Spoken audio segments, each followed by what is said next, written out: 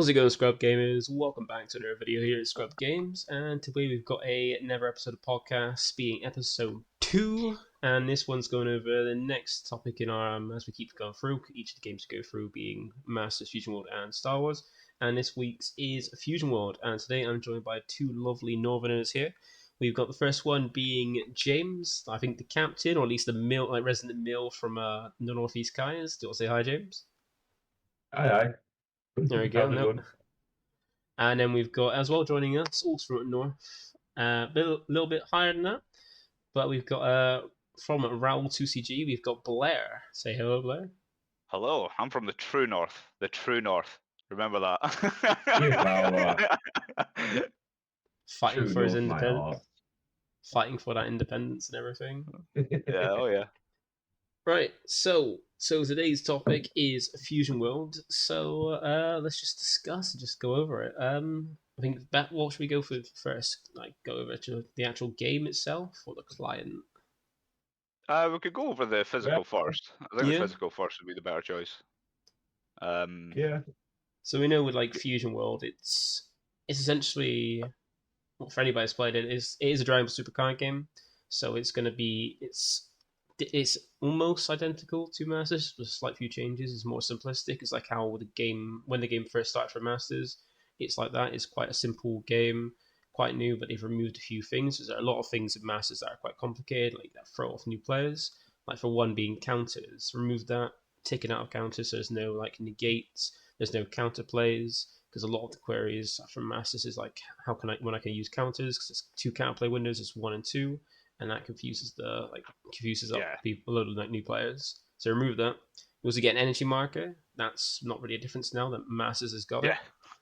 And it's just more simplistic, really. Like there's no the text is shortened and corrected, and they kind of like meshed One Piece with Dragon Ball and made this really nice card game. So we'll start off with it's great. The way that I've always described it is they've taken the 2 best parts from Masters and One Piece to an extent, where the thing I never really liked about One Piece is the summoning sickness side of it. I always liked in Masters that you just play a card and you can attack. I like that they've taken the best elements of both and combined it into Fusion Worlds. And the game itself, I think, plays flawlessly. And obviously we'll go through a tier list later on, but they've really nailed set 1, I think, from a design perspective, because every deck is viable. Like, you're seeing these deck reports from the client and stuff of people getting to God with literally every deck. There's not one deck that's just impossible to climb with. I think that they've done a really good job of that first set and getting everybody just used to the mechanics of the game, but they've also made every single color and leader competitively viable, which I think is a great turnaround on the first go. Like, I can't remember any card games I've ever played that have been that they've just been that positive right off the bat in set 1. It's been quite I like how they've covered all the play styles. More than anything. So every leader seems to have an aggro mid-range control, and I prefer that, because it teaches players how to play 1 of 3 of those styles. That's what I prefer. Yeah, because I don't know if you guys played from the beginning of Masters, but like in the beginning of Masters, there wasn't unlike a Fusion World, every leader is viable. Like we saw, like some people were expecting like crit leaders to be terrible and not be viable at all. There are some ones like same with the Star Deck Goku stuff was never a viable lead, and like back in Masters when it first started, like Champa as well. There were some leaders that this basically didn't see play. Whereas it was I think the same 5 leaders out of the possible 12 I think we had, 13 with the Star Deck. But thing about Fusion World is every leader is viable. You just have to find how to play it, how you want to play it, and build using even just a small pool is still quite a big enough pool to actually make use of each leader to its full effect. Yeah, no, absolutely. Like I said, it's a very good step in the right direction. And I think the only negative part of the physical that I can put across is the underprinted set. They're having to do it in 2 waves, and they did this with One Piece as well. And I think not having just complete release access is a big mistake, because now when the set's about to relaunch again, I think it's sometime in April, maybe the beginning of May, whenever the second wave's due to land. But the card values are now, they've sort of stabilized, but when people are going to crack open boxes now, they might be in for a loss on the box, because the box is say £100. And I'm seeing, unless you're pulling a lot of the top cards like the green stuff and secret rares especially, I think the boxes now are in a stage where it's going to not be a great idea to buy product. Buying singles is still fine, but I think if you're trying to buy product, and again, the starter deck issue, it's impossible to get starter decks. I was lucky enough to order 2 Frieza decks before I didn't even buy them from our locals before our pre-release tournament, and I managed to get 2 Goku leaders around the pre-release time. But I'm now trying to get some Vegeta leaders. I obviously want to get the Broly leaders. I just want to have a starter point from everything. And yeah, I'm stuck waiting for the second wave. And depending on how much they print, we don't know how big the second wave is. It could be just as short as the first wave. And there could be a possibility where nobody gets their starter decks again. And it's like, that for me is my only real gripe with the physical game. But other than that, it's been a great start, I think. Can't really complain from the physical point anyway. Yeah, because it's kind of like a standard with Bandai games. They don't anticipate it, but then it's kind of a combination of that plus I think a majority of places either were skeptical about bringing getting Fusion World in, because they thought either it was just gonna flop because it's a Dragon Ball game, and some places actually thought it was an expansion of Masters that didn't order it in. I think that was what I heard about for a few places in the UK where they thought it was an expansion of Masters, so they didn't order it in and then ended up losing out. Yeah. Yeah, Pete and Pete didn't even know what it was when we asked them. It was like a week and a half before release, and we asked them if they were getting the Fusion World, and they didn't even know what it was. Yeah. Assumed it was Masters product. And it was like, we've got the order in. No, you don't. It was a big struggle for us. And the shop that we normally play at in our locals up in Newcastle, they only got, what was it, 6 boxes, James? Something like that. And because of the interest... and 4 of each starter. Yeah, and 4 of each starter. Now, bear in mind, in the pre-release event, there was 16 players, if I'm not mistaken, at the pre-release, which for our locals was a huge turnout. We're normally in Masters, it can go anywhere between 7 and 11 players, depending on if it's a new set and stuff. But yeah, to go up to 16 for Fusion World was a big jump for us. And there was barely enough stock in the starter decks alone for us all to get one, which is actually why I went online to get my Frieza decks, because I knew there was no chance I was going to get the Frieza deck on the day. Yeah. And yeah, it was. I think that's just for us and up here in the north. It's a bit of an issue that we've had, is that nobody in our region except the place that we play tends to stock Dragon Ball product. There's one place over the road that tends to, but in very small quantities because we don't play over there. But yeah, we had to dive over to them to get some of the stuff from them. But again, they were really short on the product that we would hope to see. But obviously, I think they've learned their lesson now. They know how many of us are so keen on the game that, when set 2 comes around, hopefully they'll get a case or 2 or something, because the 6 boxes that they got, they couldn't sell. They had to hold for prizing. So it was, we've just got to grind out the tournaments now.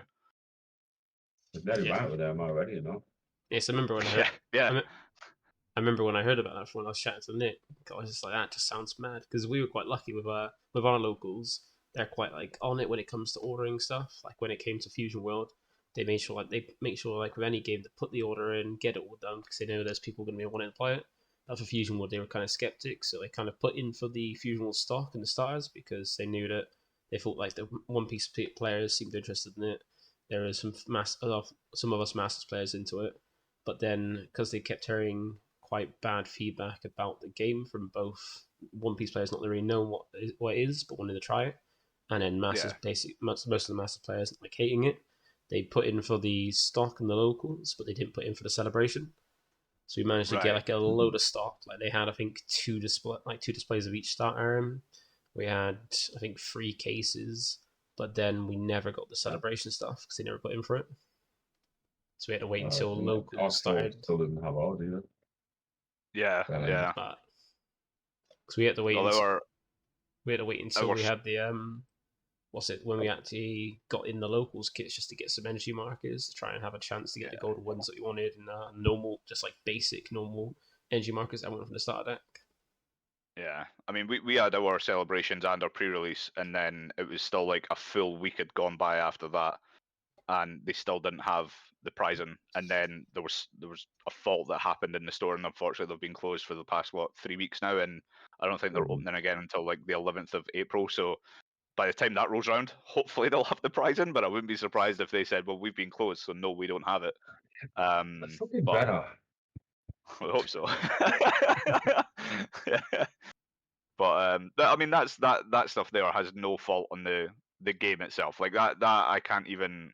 The only part of Bandai that I would say had the negative side was just the fact that, of how much stock there was for the first wave. Yeah. Everywhere sold out. When I went to get my Frieza starter decks before the pre-release event, I was on like page 6 on Google searches for just like Dragon Ball Fusion World product. And I found this place. It was like Hodge's Cards or something like that. It's a place I'd never heard of. I had to go to Trustpilot to make sure that they were legit and stuff. And yeah, I ended up getting my starter decks from them. Great company to get them from. And then I thought, let's see if I can get some Vegeta decks. And I had a look. They had one deck left, and they put the price up to £25. And I was like, I hate that. But I'm like, that's not Bandai. That's nothing that they can do about that. Like that's a store just going, well, this is in such high demand. We can knock out some extra money here, and that's what they've obviously tried to do. But yeah, the physical game, I think, is in a great position. For my perspective, I was a bit disappointed in the regional announcement. I mean, obviously, I think I was talking to you, James, on Friday about it. And then I think the tickets went on sale today, and they were sold out within half an hour. But most people I've seen on the chats, or most people I've talked to, they had no idea that this was even a thing. Like, they didn't properly do any large announcement scale on it, I think. And yeah, I mean, not for me, I wouldn't have went anyway, but for the people in our... it's No Heroes. The No Heroes, yeah, German TO. The Germans. Yeah, because like they're banging them now. Yeah, they're really good as TO. Like I remember like Peter posting our chats, like reminding us that we're that was a thing, because I checked on Friday about the announcement. It's like basically said like, there's there's going to be a tournament, a regional in Germany. I think Ryan posted in the Discord as well, like saying like, yeah, it's been updated, but we had no information about when the tickets were going up, and I didn't find out until like someone mentioned like about it being like sold out straight away. As I had no idea the tickets were actually going up sale today. Yeah, I mean, the only announcement I saw on Friday came from their website, like not the website, sorry, from their Facebook, and all it said was, we've updated our regionals, and that was it. But there was no mention on the post about Europe. And then it was only when I looked at the actual page and I thought, oh yeah, Europe's there now. And obviously it was like May or something. But we're now at the end of, I think it's early May as well. It's not like the 16th of May or something. And I'm like, well, we're now at the end of March. You're giving people 6-7 weeks notice for a tournament. And it's different, if for us, had it been in the UK, because that's easy travel arrangements for us. But, the rest of Europe then have to come to us. And it's just, this time it's vice versa, where, all these people are going to have to go to Germany. And yeah, it's like, I think Germany, and like you said, that No Heroes, they're a great tournament organizer, so I've got no issue with it being over there. But just, I think Bandai need to get better at announcing their tournaments as well. Because we've had this issue with Masters. I mean, you look at Nationals. I mean, I think it was beginning of November, was it, when we got the date for Nats? And I think so. It was the 9th of December. Yeah. Like, it was, you got like 5 weeks notice, and it was like, this is not great. And I mean, people have to book holidays, people have to book time off, like a lot of people who are Dragon Ball fans and who've played Masters especially, we're all actually, none of us, like, we're not like kids, we're not teenagers. A lot of us are moved on in our life, where we've got families, we've got job commitments, all that stuff. Like, you need more notice than that. Like, it's you can't do anything, off that time. And most of the people I've played at these events, they're well into their 30s, or at least into their late 28s, and it's like, it's not great, but hopefully they learn and they try to push Fusion World in that positive direction. Because even with sorry, Carol James. No, I'm just having little comments. We'll see if they do or not. Because even with the Masters finals, they had they put out, and then they had to change it because they changed venue. Yeah. So everybody had already paid for travel to that destination. Yeah, because which is crazy. Because in Cal, Tom and Peter sorted out the accommodation for us, and they sorted out close to the other venue before. And then when they changed the venue, we were looking to everyone's, but then we couldn't really find it, so we had to stick with what we originally chose. And then we had quite a bit of travel to the venue after that, but it was a decent spot though, so it's still good for a place. But yeah, it was a great venue. Great venue. Yeah. Don't get me wrong. I mean, it's hosted in a Hilton. You can't. It's hosted in a Hilton. You can't really complain. It's always going to be a great venue, and it was actually really well run for that part. But the only downside to the Nat side was obviously the pricing, and yeah, but that I don't know how much of that is on Bandai's shoulders to blame. I think they probably could have sent the pricing a bit earlier, but obviously customs held the pricing, and I don't know if the delay and how long that takes is anything that can really be avoided from them apart from sending it earlier. But yeah, and I mean, we got talking to the TO James, if I remember correctly. I think we were outside talking to him, and he was saying that the issue that they were going to have was that if they didn't release the pricing to them on the day before, because I think they were traveling that night after the finals, and they were like, well, if we don't get the prize in, it then returns to sender, meaning Japan, and then Japan has to then send it to Germany, who are the guys who ran it, and then they had to ship it to all the individual participants, and it was like that. It was no wonder it took like 2 months for us to get the prize in for that. Yeah. But again, let's hope that does not, fingers crossed, that does not carry into Fusion World.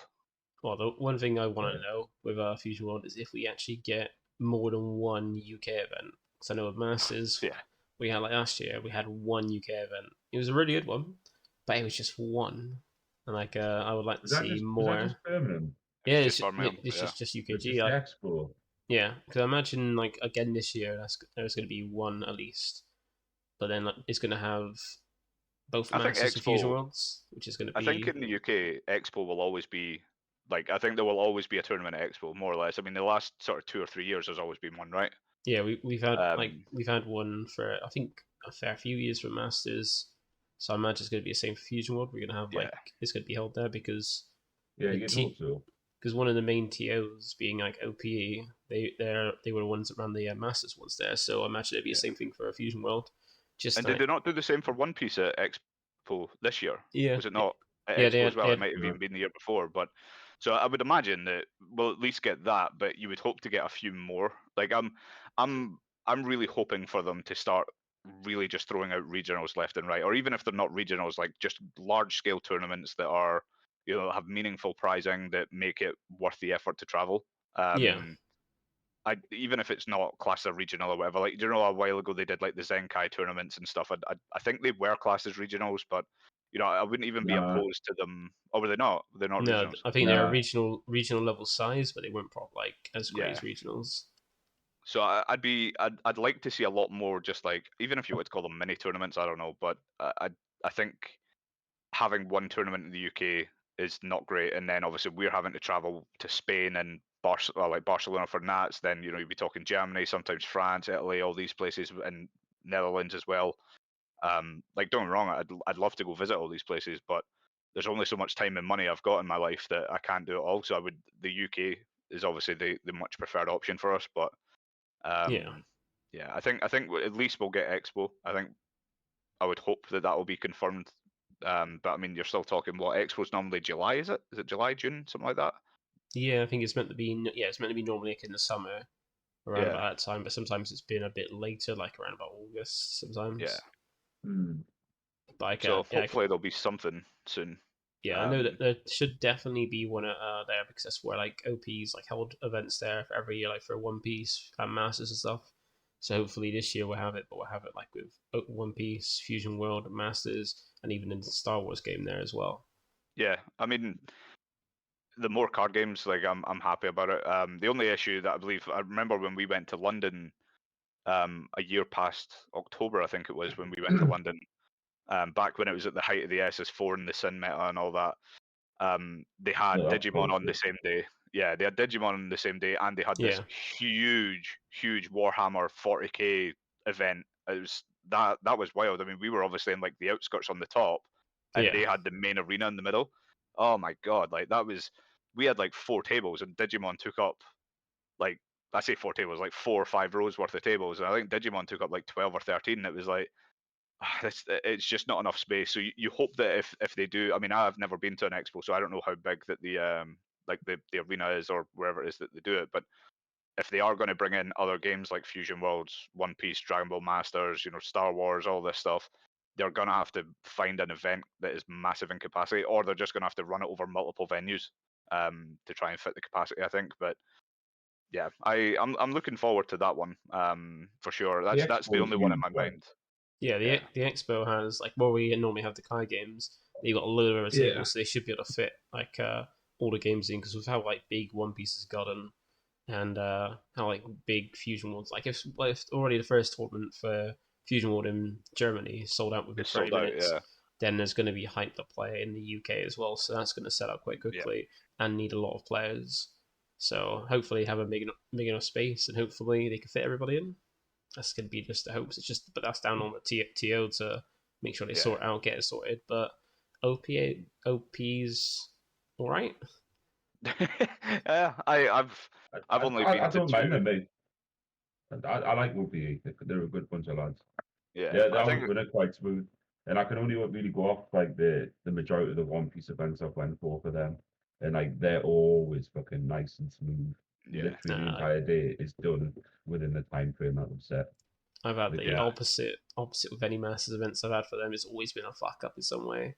Like I remember we had like Giovanni show up, and they could still put him in. Like Giovanni's brother come all the way down, they can still put him in. They can still sort out because they're having issues with their like Limitless, and then they're just like, yeah, we can put you in.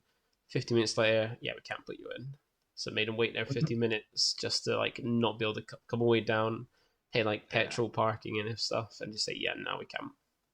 Yeah, I mean, I've only done 2 events that OP ran, and one was London, which I think it was one of the rounds which was hilarious when Scott Sedman, I believe it was, got matched against Scott Sedman. For some reason, his name was in there twice, and it was round 1, and he got matched against himself, but another opponent also got matched against him, and it was like that was just so bizarre that happened. And then the Stockport regional, I think, which was in January just past, that ran really well. But I will say this, obviously, James, you were there for One Piece and I was there for Dragon Ball. And the round quickness and just like the way it was set up for One Piece was wild. I mean, we were only, I think we had 35 plus 5 and you guys had what, 25 plus 5 was it, or 30 plus 5 for your rounds? 30 plus 5. I think it was 30 plus 5, but it was almost like they were going through 2 rounds for every 1 of ours. It was crazy how quick and how well done that whole tournament was ran. I think the morning tournament was supposed to be like 3 or 4 hours, and I think it was done in like 2.5 hours. It was that rapid, it was that quick. But that One Piece, quick. yeah, of course, and that's what feeds into Fusion World as well. Like, it's like what I'm hoping for was because of how well run One Piece is and how effective the game is and how speedy it is. That Fusion World's going to kick up on that as well, and that will make OPE and other tournament organisers, it'll be more efficient for them as well, and they won't run into as many problems as Masters did, where you've got X amount of people going to time, 1, 2, 3, we were throwing bullshit. But effectively, more rounds in a day. Like we did I know there's a Fusion Build podcast, but I'll put One Piece once more. Like we did the event in Liverpool, and it was over 1,000 people, 10 rounds in a day. Started at 9 o'clock, finished at 4. It was fucking perfect. Yeah, and but that hopefully Fusion World gets to that as well. And the Stockport event for One Piece is another thing I could get back to as well for what I want to see in Fusion Worlds, because that wasn't a regional, was it? It was like 2 or 3 mini tournaments on one day. No, Stockport was a like regional, Treasure right? Cup. For Dragon Ball, I can't remember what Dragon Ball was, but Dragon Ball was a regional. Dragon Ball was a regional, yeah. One Piece was like 2 Treasure Cups, like 2 sort of side events, if you know what I mean. Yeah. It was like a Chopper Cup and something else. Yeah. Sort of like our Zenkai Cup tournament kind of things. Yeah. That tournament format I would love to see a lot of in Fusion World, I think, because Stockport was what for us, like a 2.5 hour drive, give or take, and we stopped off as well. Like it was a nice easy drive, nice easy day. We did a down and back in the same day, and yeah, everybody had fun. I mean, it was funny because while Masters had their regional, we had 40 players, and I think the One Piece tournaments were all sold out, and there were 64 per tournament, I think. Every single one of them was sold out. Yeah. And it was like that was wild. Like I really want to see something like that in Fusion World. Maybe not to the exact same, but instead of running 64-player tournaments, I would rather see, let's do 128 and we'll maybe run 2 events, because if the games are that quick, they can maybe do, say, 9 till 1 and then maybe 2 till 6 or something, like if they can run that quick. Yeah. Well, the No Heroes one that just sold out, what's the cap? Like, what did it sell out at? I'm not sure.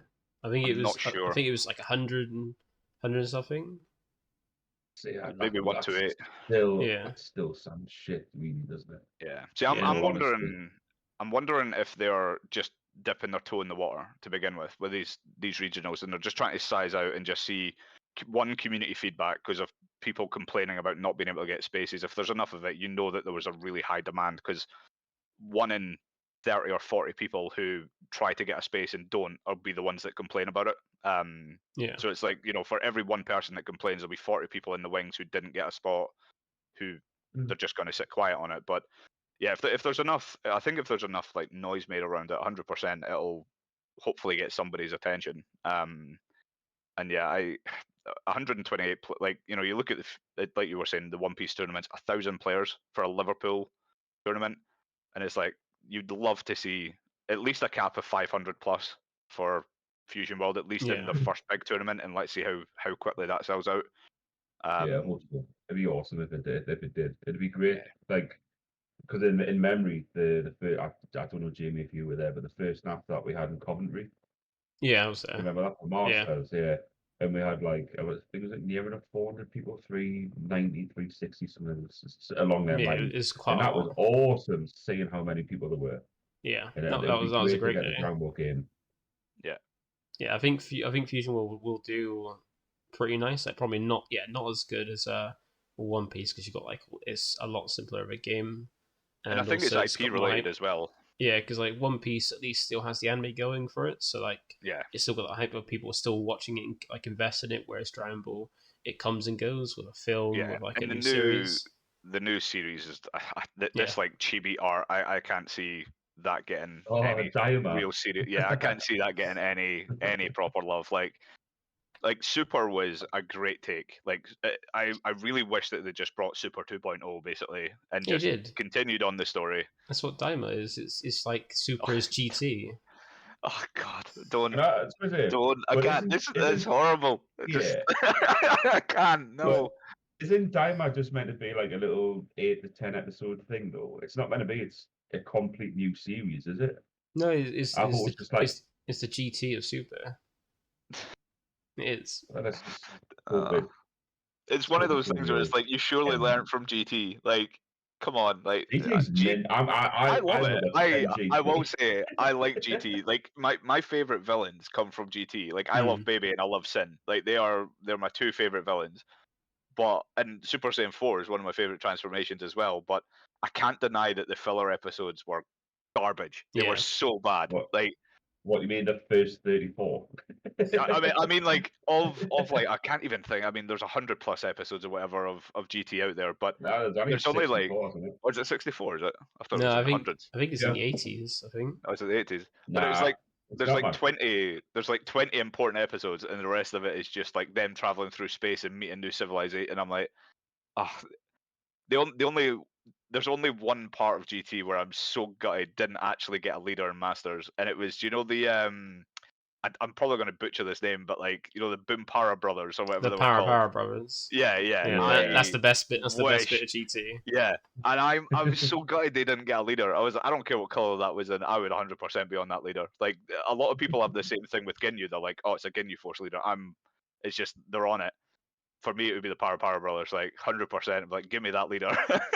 I'm selling out of Masters to go full into Fusion World.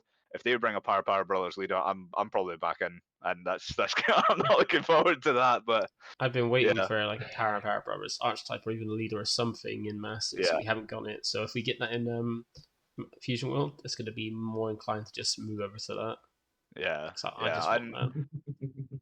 I think but like I said, I as you were saying about One Piece, I think One Piece and Dragon Ball, I know in terms of like money made over time, when you talk about IP and stuff, I think Dragon Ball maybe I think it would be close on either side, but I still think Dragon Ball's slightly ahead. But One Piece, I think, in the West, because there's still an anime, like you said, and if you look at a lot of the One Piece players, a lot of them are younger than the Dragon Ball players, I think, because of the anime. And obviously, us being the ages we are, I mean, well, I'm nearly 34. I think, James, you're roughly 34. Jamie, you'll probably be in the 30s range, something I'd imagine.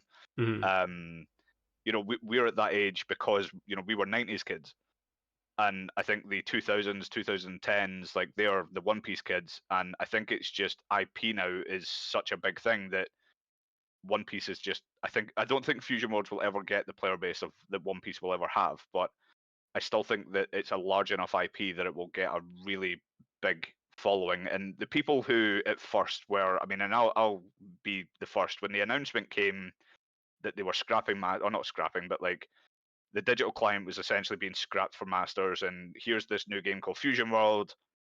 My reaction right off the gut was, the game's dead. The game is dead. Fusion World won't succeed. Yep. The game is dead, right? It's just, that was my gut reaction. But that is me being very naive, and I must admit, I never played the early sets of Dragon Ball. I think my first set was like set 12 or set 13. So I've only been playing for about 3 or 4 years now, but with everybody saying, oh, if you ever played like set 1 Dragon Ball, it's a lot like that. And I'm like, well, I've seen the early set Dragon Ball cards, and I'm like, I couldn't imagine a more boring game. Like, genuinely, that's like, when people are telling me that, I'm like, Fusion World for me is just a no-go. But then when I played the beta and I got my first proper access to the game, and I realized how, like I said earlier, they incorporated basically the best parts from Masters and One Piece, I was like, this is actually it flows very well. And then the more and more I sort of leaned into it, I was like, yeah, I think Fusion Worlds is definitely a game worth my time. And I still stand by that Masters, while it's got the support, I think it is a dying game. I don't know how many years or months or years or whatever it's got left, but I think that there's going to come a time, because I believe that there's another big anime card game that Bandai is bringing out soon, and they can't continue to support. I mean, I think Battle Spirit Saga is another one which is basically dead now. Yeah. And I think that's still played though, isn't it? This Battle Spirits. Yeah, it's still played, but it's got a dwindling following. Massive dwindle off from the beginning. Because like, it's a Japanese IP game, so they can do whatever they want with it, but no one knows anything about it in the West. Yeah. But then, I think that went downhill as soon as the sort of effectively lied about the whole prize pool. Tournament prize. Yeah. That's when, because me and Nick were going to play it, because of you, it's quite appealing when they say, oh, it's £1 million cash pool, blah, blah, blah. You're like, oh, sick. And then when he announced this, we're not doing that. I was like, oh, well, fuck you. I'm not playing your game. Yeah, and that's a bad start, obviously, for any game, but it's. I think Battle Spirits. I think the one thing with card games, right, is that if you look at all the popular card games out there, you've got Yu-Gi-Oh, which had the anime, Pokemon had the anime, Dragon Ball had the anime, and obviously they all had mangas as well, etc. Like, Battle Spirits came from nothing. I don't know if there's maybe something in Japan where there was like some sort of lore it was based off of, and it might be. I could just be saying this, but it's got a previous game. Yeah, I knew it had I knew it had Battle Spirits, and I knew that Saga was essentially a reboot for the whole world kind of thing, kind of like what Fusion World is, I suppose, for Dragon Ball. But there was no like IP tied to it, and I think the only appealing part of Battle Spirits for me was they did crossover events. So like, you used to get like Gundam Wing cards and stuff like that. Again, 90s kid, I'm all about that. Like, but right off the offset, I was like, yeah, it's one I'm really into Masters. At the time, I think, James, I was into One Piece as well. I was like, I'm not diving into this many games. Yeah, and One Piece fell off quick, but by the time I was like, I'm not diving into this as well. And then obviously the stuff with the tournament prize and getting cut, that was awful. Like, you can't promise that prize and then when everybody buys into the game, turn around and go, yeah, no, we're not doing that anymore.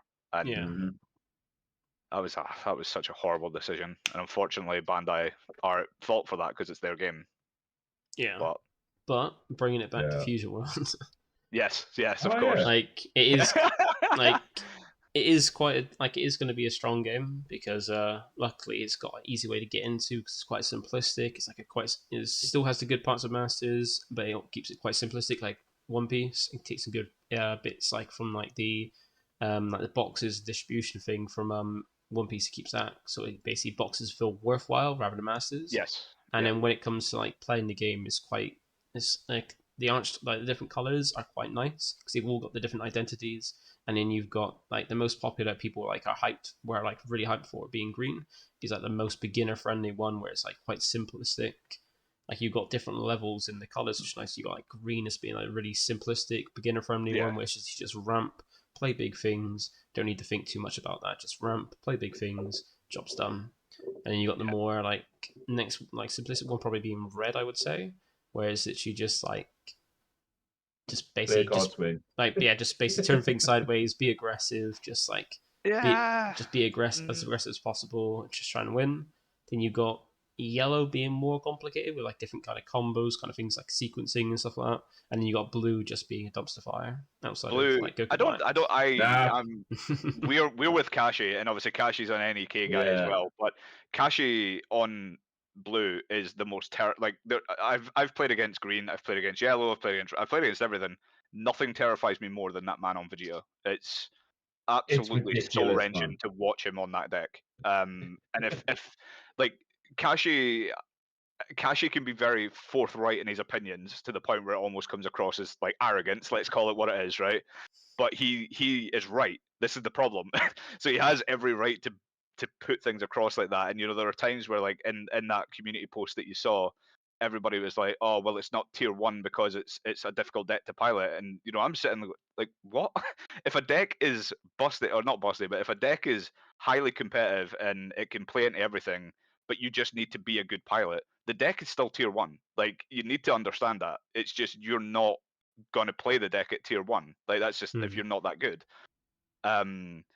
But I firmly believe that blue is really, really, really strong. And I obviously I've been sort of leaning off of what Kashi, like we've been at our friend's house and playing some games, and I've been watching Kashi play the deck, and I've even played against it. And in the 2 or 3 matches that I've been able to watch and play against, I've learned far more than multiple videos out there on YouTube of people playing like Trunks or Vegeta or Goku Black and stuff. And I'm like, he's nailed blue to a T, and he's got it right. And I think that's blue. Yeah, and it's as far as playstyles go. I mean, you look at green, you put you hit the nail on the head. It's you sit back defensively. Your hand size just keeps going up and up and up. With Broly, you're a 25k leader, so you just get to sit, relax off of that to an extent. But you're building up your energy up to the point where you hit 6, 7, 8, and then that's when you start to actually do stuff. So it's I don't want to say it's a brain deck or brain deck color because it's not, but it's like it takes a lot less brain power to work that color than it does blue. And blue takes real big brain, and I struggle with it. I'll admit this. I really struggle with blue. The only videos I have on my channel of blue are me going, it's either Unforgiven or what the hell. Like I can't do this. It's just not as I can't get it to play as well as I can with yellow and red because they're the 2 colors I mainly play. But yeah, I think everybody is undersold blue big time, and I think it's going to take a big tournament, which unfortunately we now have. But if Kashi was at that tournament, I'd love to see how well Kashi would do there, because I genuinely think he would at least top the event for sure. And then people would start to sort of understand the power of the deck. But yeah, I think I would agree that like if I was to do a tier list of just colors, let's say green obviously being the strongest, all 3 decks are arguably tier 1. I think Android 17 and 18 is so overlooked just because of the power of the spike in power defensively that Gohan gets, the 25k lead being Broly. I think 17 and 18 gets really overlooked, and I don't think that's fair. I've played the deck a lot now. I don't even know what they do. That I've seen that lack of 17 and 18, I still honestly don't even know what to do. Watch my channel. I've got videos. I'll watch it. But yeah, like out of the green decks, it's just always that. The deck that never gets touched on. And I know the leader gets plus 10 or something if you've got 6 or more in the draw. 6 or more energy. Yeah. Something along them lines. Yeah, I just know that the Android cards feel better in the other two green decks, so it just gets. Well, I've even seen builds on the client where people run essentially the Gohan Broly builds into that leader because all they need is to be at 6 or more energy, and the leader's just a permanent 30k, but it's always a draw. So it's like offensively it's better than Broly, and offensively it's better than Gohan in that sense, where you're not having to like give up a resource essentially if you don't have the correct board state. So like I could see what. Yeah, it's just a draw. Yeah. Both. But it's just it gains the plus 10 as part of its permanent on your turn. Yeah, so 10k offensively if you got 6 or more, and then just draws a card. And it's a great leader, but like my favorite thing about that deck is you tap 3, you play the lab, or if you don't have the lab, you tap 3, you play the Jiro, and you hope to God on your top 10 you hit a lab, because if you don't, it's disastrous. The game's pretty much over. But once you've established a lab, you no longer need to really do anything. You're paying 1 energy to ramp an android from your drop inactive, so it's cost you nothing. That from that turn 3 onwards, it's cost you nothing. Everything is just free ramp at that point. Like one of my most recent videos. Because it's consistent ramp, so you don't gain extra energy, but every energy you're increasing the amount of energy you have for the next turn. So like say if you got 4 energy, you basically got 4 energy still, but I'm going to make it so I've got 5 actual energy before the use. So and you don't need to worry about trying to get stuff in, because you can just put an android in your drop by comboing defensively to protect yourself, or doing it aggressively just to push damage or like kill something. The best thing that I've done in that game is, but the best thing I've done with that deck is on 3 energy, you put down the Jiro's lab, you go into your turn 4, you do the ramp off Jiro's lab first so that the card comes inactive, obviously, because you need to pay an energy, but then you tap 4 for Vegeta and then ramp another card. So you've went from 4 to 6, but when you then go to your turn, you're on 7. So you're on 7 right away, and it's like that jump from 4 to 7 essentially is huge. It just the entire game is just set apart. And that same turn you ramp again, so you got 7 to use, but you've got now 8 energy. Yep. And then I mean, I think it was my most recent, or one of my most recent videos. I had 14 energy, and I think I swung still with 175k with the secret rare for game. But the 14 energy is so easy to get to. And there's even times where I've played Jiro's lab, or like I've had the Jiro's lab on field, I've ramped, but I didn't really have, like, say that energy, for example, where I was at 7 energy. If I don't want a secret rare because I don't have to, and if I don't want to tap 6 for the androids, like if I'm just happy with the current board state, because you've got to bear in mind I'm a 30k leader, so I can deal damage or I can clear a board pretty effectively anyway. And then there'll be times where I'll just go, okay, tap 3, tap 1, ramp off the Jiro's lab, then tap 3, replace the lab, and then ramp off of that one.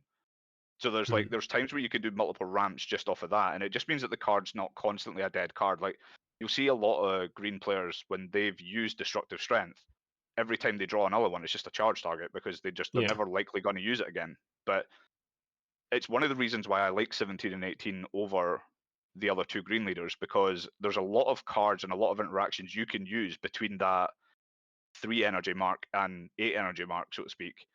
Whereas green, like Broly and Gohan, realistically, the only thing they're establishing is the 5-drop Goku, or even the 6-drop Gohan to get their life back or whatever. Like, but they're very, blue can deal with them pretty well.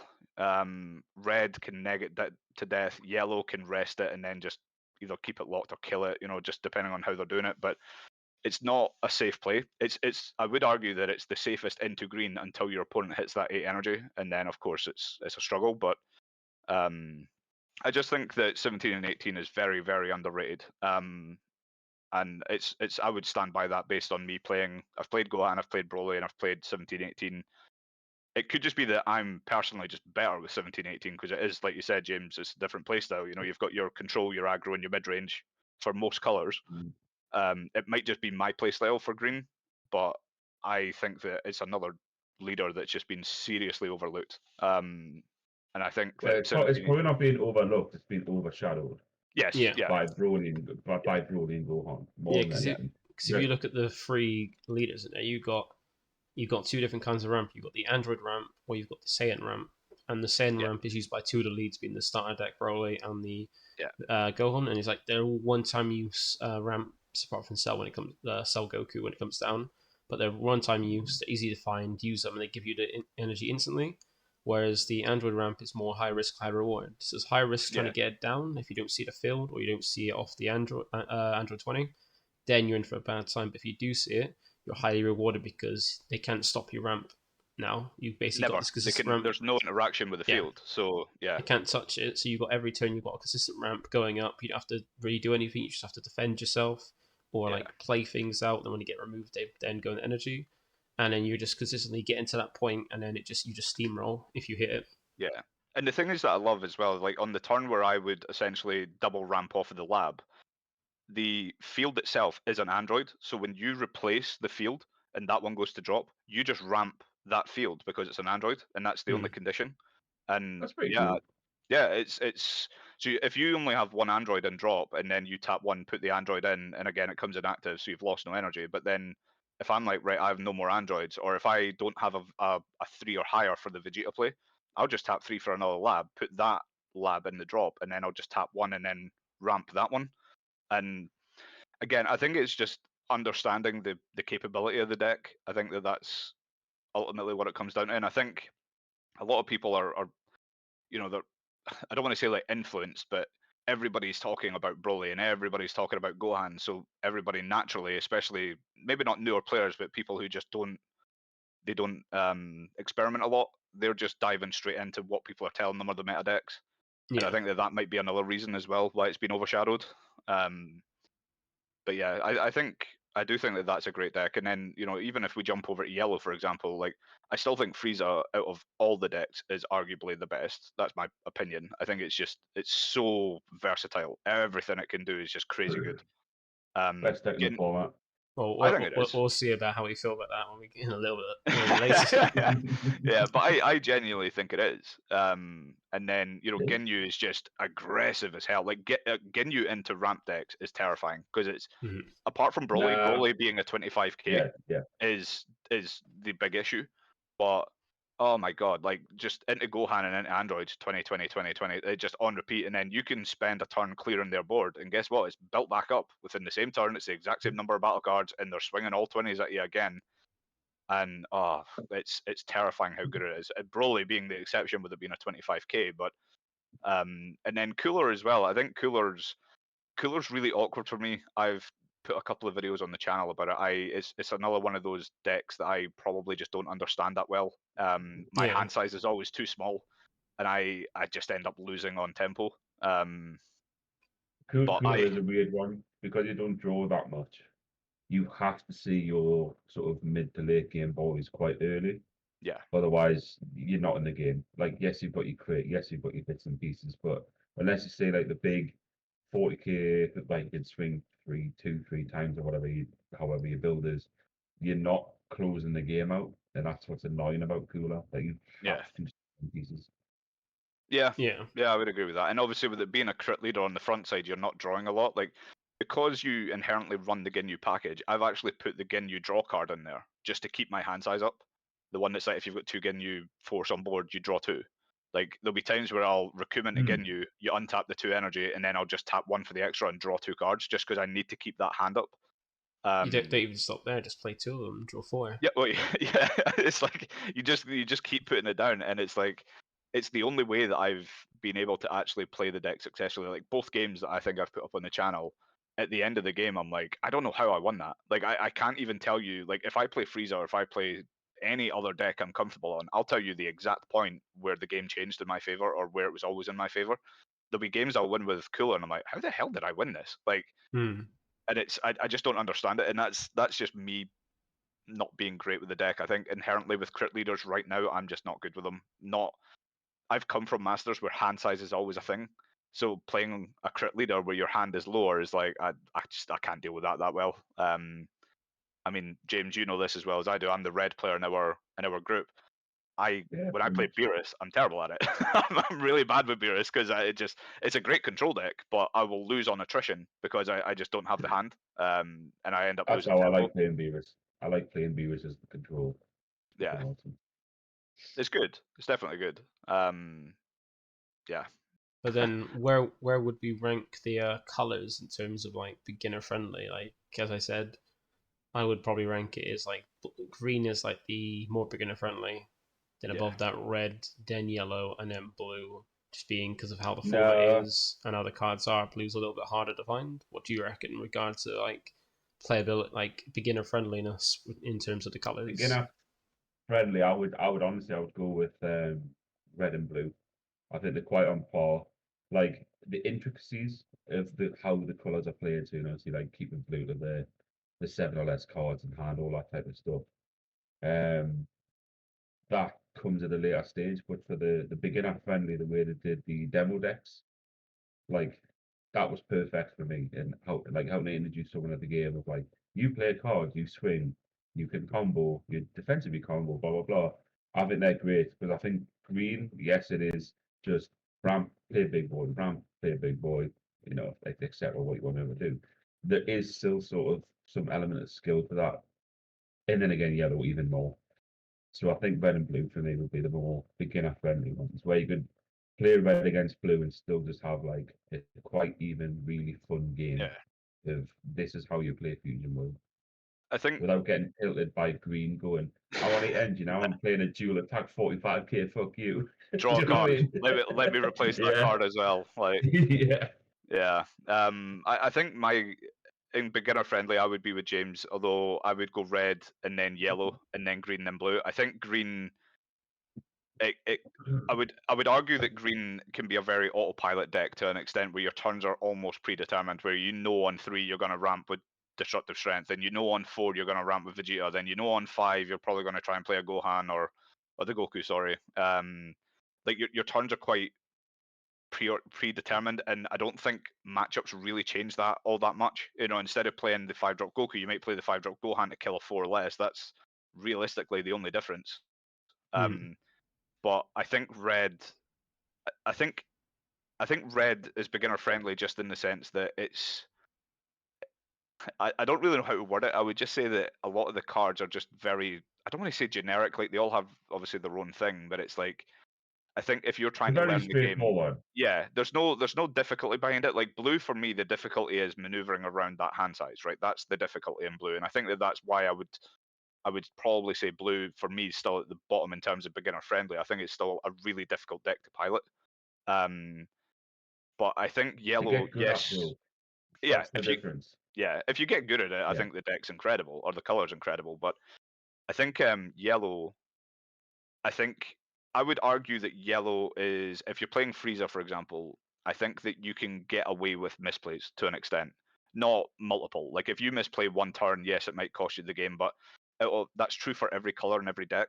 But I think Frieza is the least punishing out of all of them, out of every deck. I think if you misplay on Frieza, you will not get punished as hard as you would in any other deck. So I would still argue that for me, red would be the simplest, and then yellow is, while yes, there are combos you need to know, like the Recruitment to Ginyu, and being able to do the like the Cooler and the Freezers and stuff like that. Like it's there is a lot that you need to learn in that deck, but I again think that for a beginner perspective, if you were to just mash 2 starter decks together, let's say, and then play into the rest of the meta, I still think that Frieza would be the one that you could get away with misplays, and you might not be able to get God tier with it, but you would still be able to win matches. And then I think green being the next one, I think it's beginner friendly in the sense that it is, like I said, it's quite autopilot ish. And then blue is like, not to use what you said, but like a dumpster fire in the sense of, I have a million options here. I have a million different matchups to learn. And the one thing I would say, like if I play red U7, for example, my strategies don't often change. A lot of them are like, I'll try and play the 1-drop Roshi, Self-Awakener, then the hit Self-Awakener. But then my turn 3, so on, that's where I could maybe change what I'm going to do. But blue, there are times where you'll play Goten and not take the life because you want to bounce something back to hand, for example, like to stop them from Self-Awakening, because blue plays, I think blue gets better the longer the game goes, apart from into green, because obviously the longer you play into green, they're just going to play massive threats every turn and you can't deal with them. You maybe deal with 1 or 2, but you can't deal with them all. So I think if I was to list it, I would go red, yellow, green, blue. I think would be my beginner friendly list. Okay. Yeah, because I just see it was like green is quite simplistic and like it's quite clear what you need to do.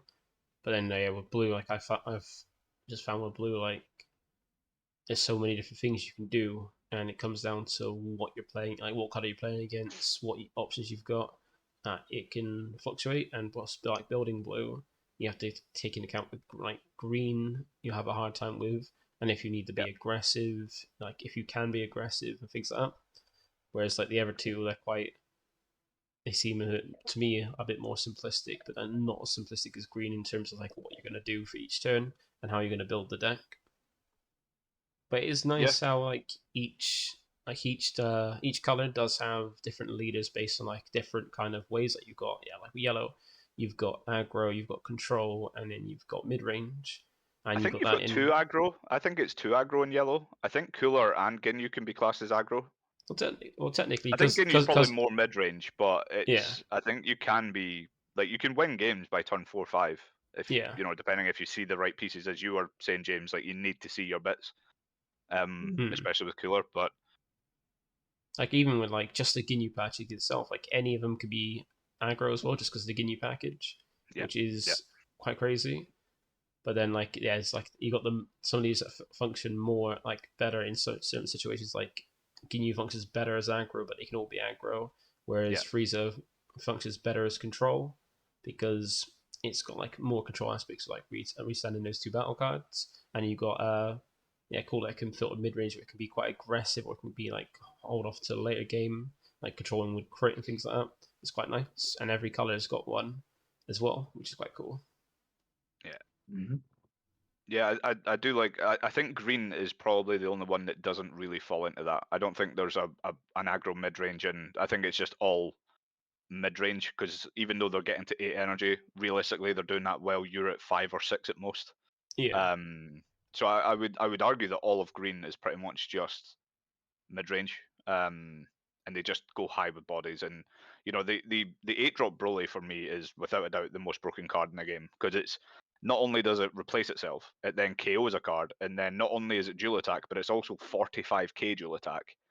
Like that card is so stupidly broken. I mean, you know, they say like, oh yeah, but you need to get 8 energy, and it's like, well, if every match I've ever played, especially on the client, if I'm going to 5, they're going to 8. Like it's basically their 5, but their boss monster equivalent from the starter deck. So you look at the red Goku and the blue Vegeta, and then even the yellow Frieza. Like, don't get me wrong, they're all good in their own unique ways, but Broly's a monster of just a different proportion. But I think out of the starter deck, everybody was complaining because it was like, yeah, but it's so difficult to get to 8. Well, it's like, well, yeah, because you didn't have access to the Goku that ramps and replaces any energy discard. You didn't have access to the Vegeta either. So it's like when you've actually built a proper green deck, getting to 8 energy, that's guaranteed by the time that my opponent hits 5. It's guaranteed. So I think I do think the card was way overtuned. I get it's a Broly, and you know, thematically it's supposed to be this absolute monstrosity of a card, but yeah, I think it's at that stage I'm like, well, when they bring out a Jiren, what's this going to look like? I'm like, but how terrifying is this card going to be? And yeah, it's I think I do think Bandai's making up for Masters Green though. You know, you know how green was so bad. Green Masters. But I was joking. Going, okay, we're going to give green everything in Fusion World, and that's what we've done. But I was joking with Corey about this, and I was like, the last meta green deck was Gohan. What's the first meta green deck? Gohan. Like, you know, it's just that's funny to me, and I'm like, of course it was Gohan. Because you can easily tell it, because like if you look at green and Masters from. Trying to really think back now to when it was 22 sets. Like even from the beginning, like green was always like an additional color, like a secondary color that was meshed with a different color just to give it more like decent things. It wasn't until I can't remember. I think it might have actually been King. Like I think it was the Green Goku from set 10. That was the first one that kind of because it functions as a hand control deck. Like when was reboot? When was reboot Gohan? The whole Goten was set.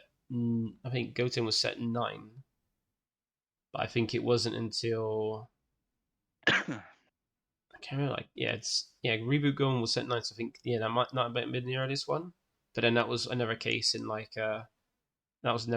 Sin in SS4 where it wasn't really like a green deck. It was just a stupid deck. where I think the first green deck was like technically what people dubbed it as Dredgeku for September, which is because it focuses like a hand control using stuff from the drop. That was the first one, and then we didn't see one until technically King. Not Surge Goo, Surge Cell. Yeah, we had Surge Cell when we got a few more things later on every set. We had King Cold as well for a little bit when it came out because it was like a decent gimmick, and then after that, Green didn't do anything really for outside of like Cell Surge until we got Gohan.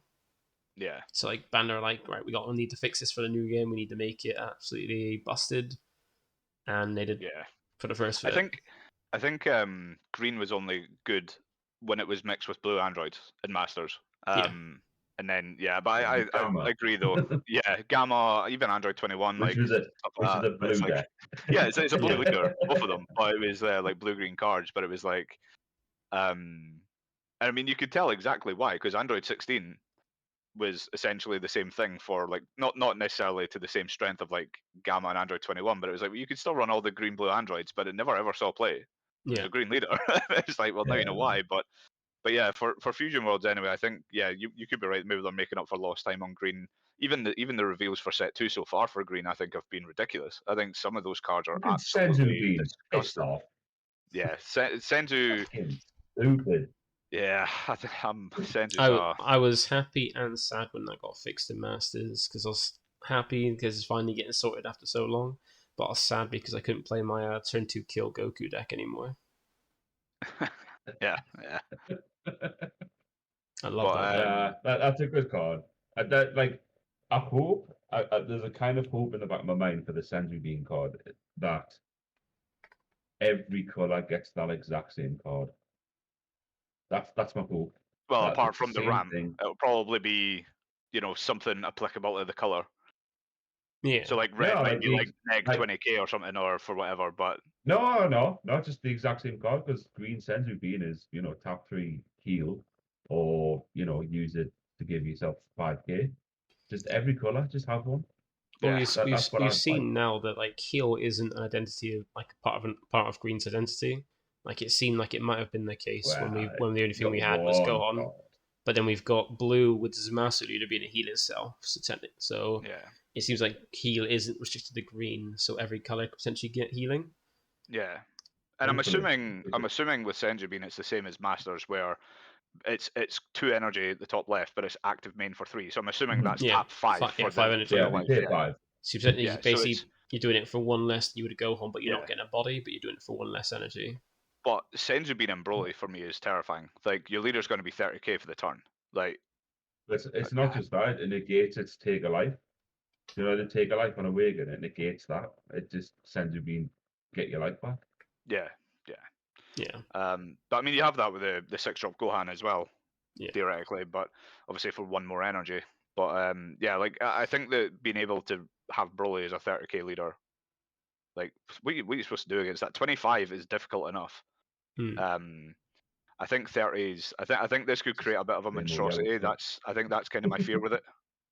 I think it's quite balanced though, because it costs 2 energy to at least do the thing. So you're at least spending. But they don't do anything between like turn 3 and that. They could easily just postpone the game and just let me just if they're on like 7 energy for example, they might tap 5 for a Gohan or tap 5 for the Goku and then just pass after they do their leader shenanigans and all that, and then they've got that 2 energy open for the Senzu Bean, meaning while they're on 3 life and when they're actually vulnerable, you now can't, and even if they don't establish the Goku, they could just tap 5 and get the life back or whatever. But I think that giving them that 5k buff means that, again, with Fusion Worlds being a game of attrition, whenever I'm trying to deal damage to the leader, I have to probably combo cards from hand, meaning that they will also combo cards from hand, but I think ultimately they will just win that attrition more because, if I'm fielding 20ks, I then need to combo 10s. I can't even just combo 5s. I have to combo 10s. And the best out to Broly is at least a 10k, because if they don't, they most likely will, but if they don't do the draw and buff, a 10k gets me out of the attack without them investing something.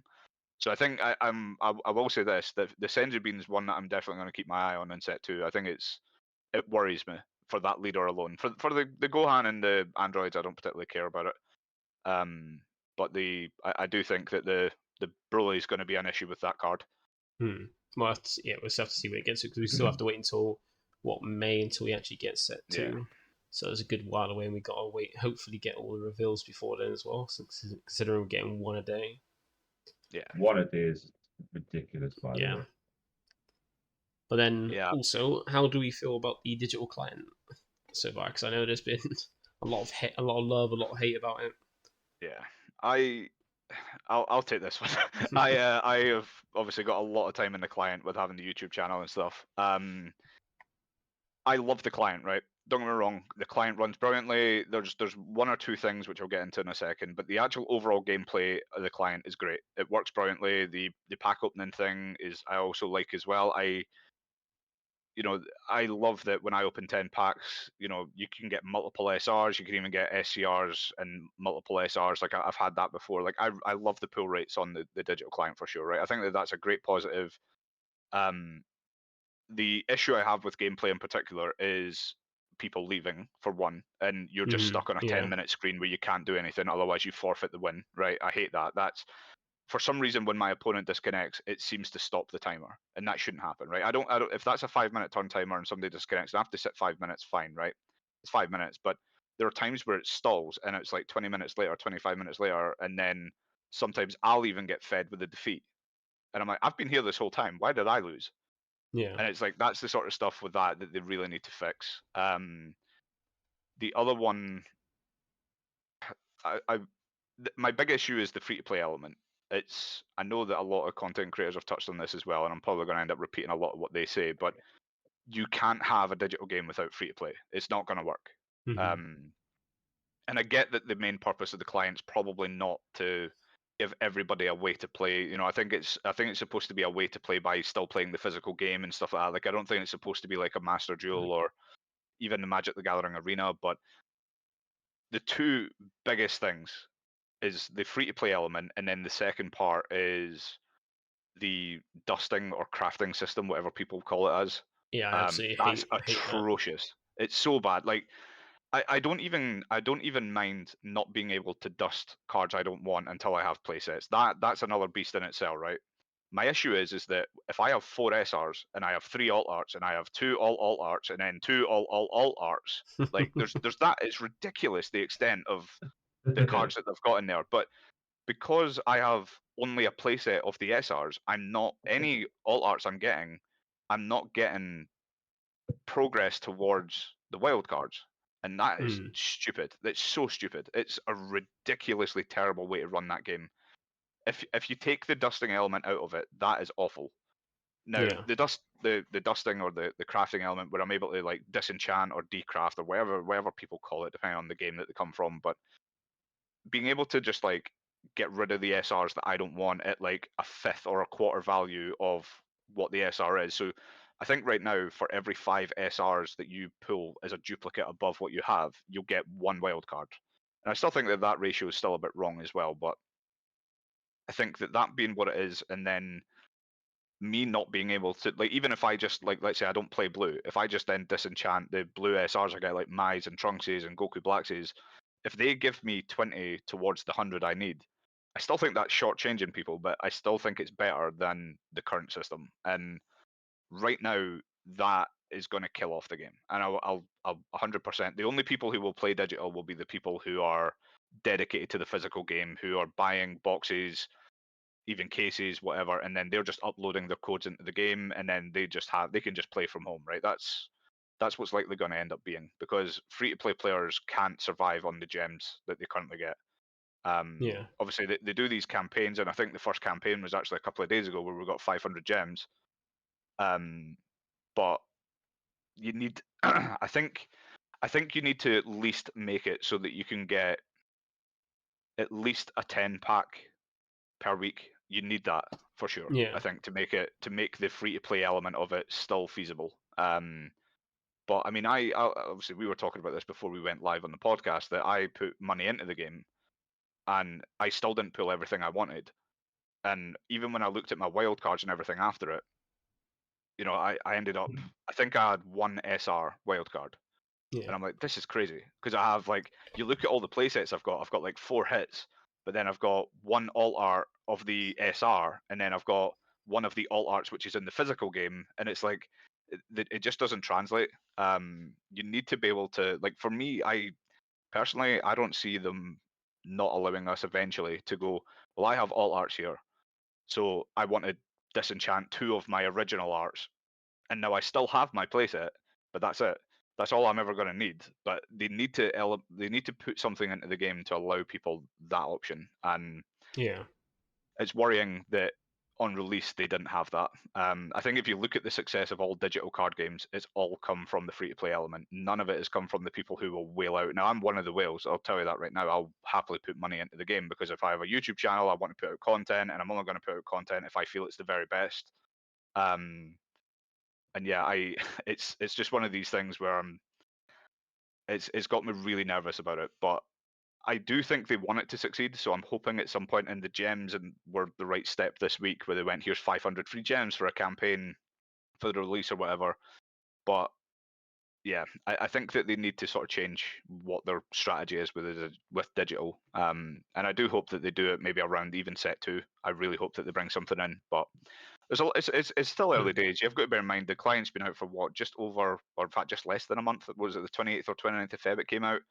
So it's still got a long way to go before it's ever in the perfect position. So I'm hopeful. I just hope that they are taking this on board as well, and they're not just. I just hope it's not a one and done where it's like, okay, all we're going to do now is upload card databases and that's it, and that's all we're going to do. Yeah. I hope that that's not what it comes down to, but we'll see. Hopefully, there's a team that's in charge of that digital client who's in charge of all of that. But all in all, though, I will say this from my perspective of the game. I've enjoyed it, and I suppose I haven't touched on this, but the other big one is the rankings, the MMR system, which is non-existent. New players who have 1 starter deck coming up against God rank players. Like, I watched someone do his God rank placement games the other day there, and he played 4 games. The 1 game he lost was to a player ranked, I think it was like 300 or 400 points below him. But the 3 victories he had to get him into God ranked were all with people with 0 to 100 rank points. Yeah. And I'm like, well, they're bronze 5 players, so they've just got starter decks. And I'm like, it's just, it takes the fun out of it. In one of my videos, I think I touched on it at the end. I was like, when I get to God, like I've not been grinding that much because, me and James, we've been on Helldivers, spreading democracy all over the galaxy and all that. But with the time that I've actually found to record videos and the time that I've actually got to play it, I'll create this deck, or I'll change the deck a little bit just for the purposes of YouTube, keep it fresh. And then I bring this deck in, hoping, I'm Masters 3 at the minute, I think. And I'm hoping to get someone around that rank. And then lo and behold, I get 240 rank points. And I'm like, it's just, I hate bringing that type of content, because it's like, well, I can't show people the true power of the deck, because, and I'm sure you've seen it as well, Jamie and James, but you'll attack with a 20k crit. Going second, they've went first, which means that they're already at the hand size disadvantage, and they go combo 10k. And I'm like, the game's over. It's already over. I know I've won, because you're never getting your hand size back up from that point. And that's it. But it's the inexperience of people who obviously are just trying out the game for the first time. But yeah, I really wish that they'll bring in something better for the MMR, because I want my God rank to mean something. I don't want it to be like, oh yeah, well, you got there because you played bronze players. I'm like, well, you're right. Like, I did. But yeah, that's my takes anyway. Because currently, like, there's a lot of people with God rank, but currently, no disrespect to people who've got God rank who've grind up, who spent like the time getting up there, but it currently means nothing. Like, being God rank means absolutely nothing, because anybody who got there, like, I think there are some people who got there like in the first weekend, or like the first few days after the first weekend, and they must have gone against so many people who were like basically just learning how to play the game, just trying out like starter decks, which is quite simple. And like, as you get, even like now, where there's no matchmaking, like proper matchmaking, you don't get anybody in the same tier, you don't get someone in the same level, you don't get someone who's like absolutely brand new. Like, I've had games where it shows me like they're bronze, like level 1, and they're playing a starter deck and they try to super combo. I'm just like, I've won this game. Just because I know like they're brand new, they don't really know how to play the game. And they've already, like, I'm not going to make mistakes, they're going to make mistakes, and I'm going to win from this. Yeah. And the thing I don't like about it as well... right, what do you want it to mean? Because digital for me is, I'm not a really big digital player. I'll play for a bit of a laugh once in a while, so I'm not that arsed about it. If it does well, great. If it doesn't bother me. Yeah. But you're saying like God rank. Oh God, like playing bronze players, like you just want it to mean something. What do you actually want it to mean? You want to get to the top tier by playing and beating the best players. You don't want to get to the top rank because, like, if I've played a lot of competitive games in my life, whether they've been card games or MOBAs or FPSs, things like that. But when you start getting to the upper tiers, like it's like an accomplishment thing. Like you need to feel like you've earned it. And God rank right now doesn't feel like you've earned it because you're playing against brand new players who are trying out the game for the first time. And it's not a good experience for them as well, because like they're going to get turned off by getting slammed like 16 games in a row because they've played 16 plat plus players. And you know, even like people at Platinum who might be newer players, but I think that they've played enough of the game now to kind of get to grips with the core of the game. But people who come into bronze are just like, you know, it's no shame on them because, you know, they're learning the game. But it's like, for me personally, trying to grind to masters and trying to grind to God, like you need it. I need it to be an achievement that I can sit there and go, right, I hit God rank because I played and beat some of the best players. I mean, I think one of my most recent videos was a great game I played against the 87th ranked player in the world. What a game it was. It was a very, very good and competitive match. And I want that feeling of achievement, like in that accomplishment after every match, nearly. I want them all to be hard fought wins. I don't like, because it's, and you know, me and you, we play the physical game together. And I'm sure I was speaking to you about it. Playing against players at that level is going to start generating bad habits because you're then going to go, well, I can make mistakes here and I'll never get punished for it. And it's like, you need that competitive, like face off, so to speak. Like if I was playing you or Jamie in the digital, I know I'm going to get a great game. But I know that, but even if you guys don't play it, I know you, so I know how good the match is going to be. But you just need the card database behind you to kind of back that up. But yeah, I think it's one of those things where is there rewards for the God rank stuff? There are. Yeah, they're still terrible. At the end of it, like they're still terrible. You look at it and you think like you're gonna get that much. Like it's just whatever you land at, that's what you get. So if it says like 3 packs and a badge and stuff, that's what you get. You don't get all the ones you've already been through, so it doesn't stack. You just get whatever you land on, which is so it's like bad. I think if you're at the bottom of God tier, I think I could be wrong, but I believe the prize is just 10 packs, and then you get like you said, the emblem and maybe a title or something like that. That'll be about it.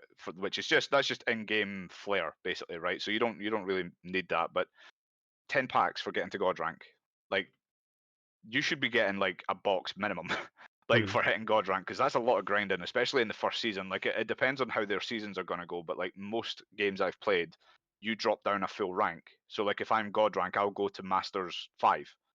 Normally it's like one complete rank backwards. So I'll have to grind through Masters again to get to God.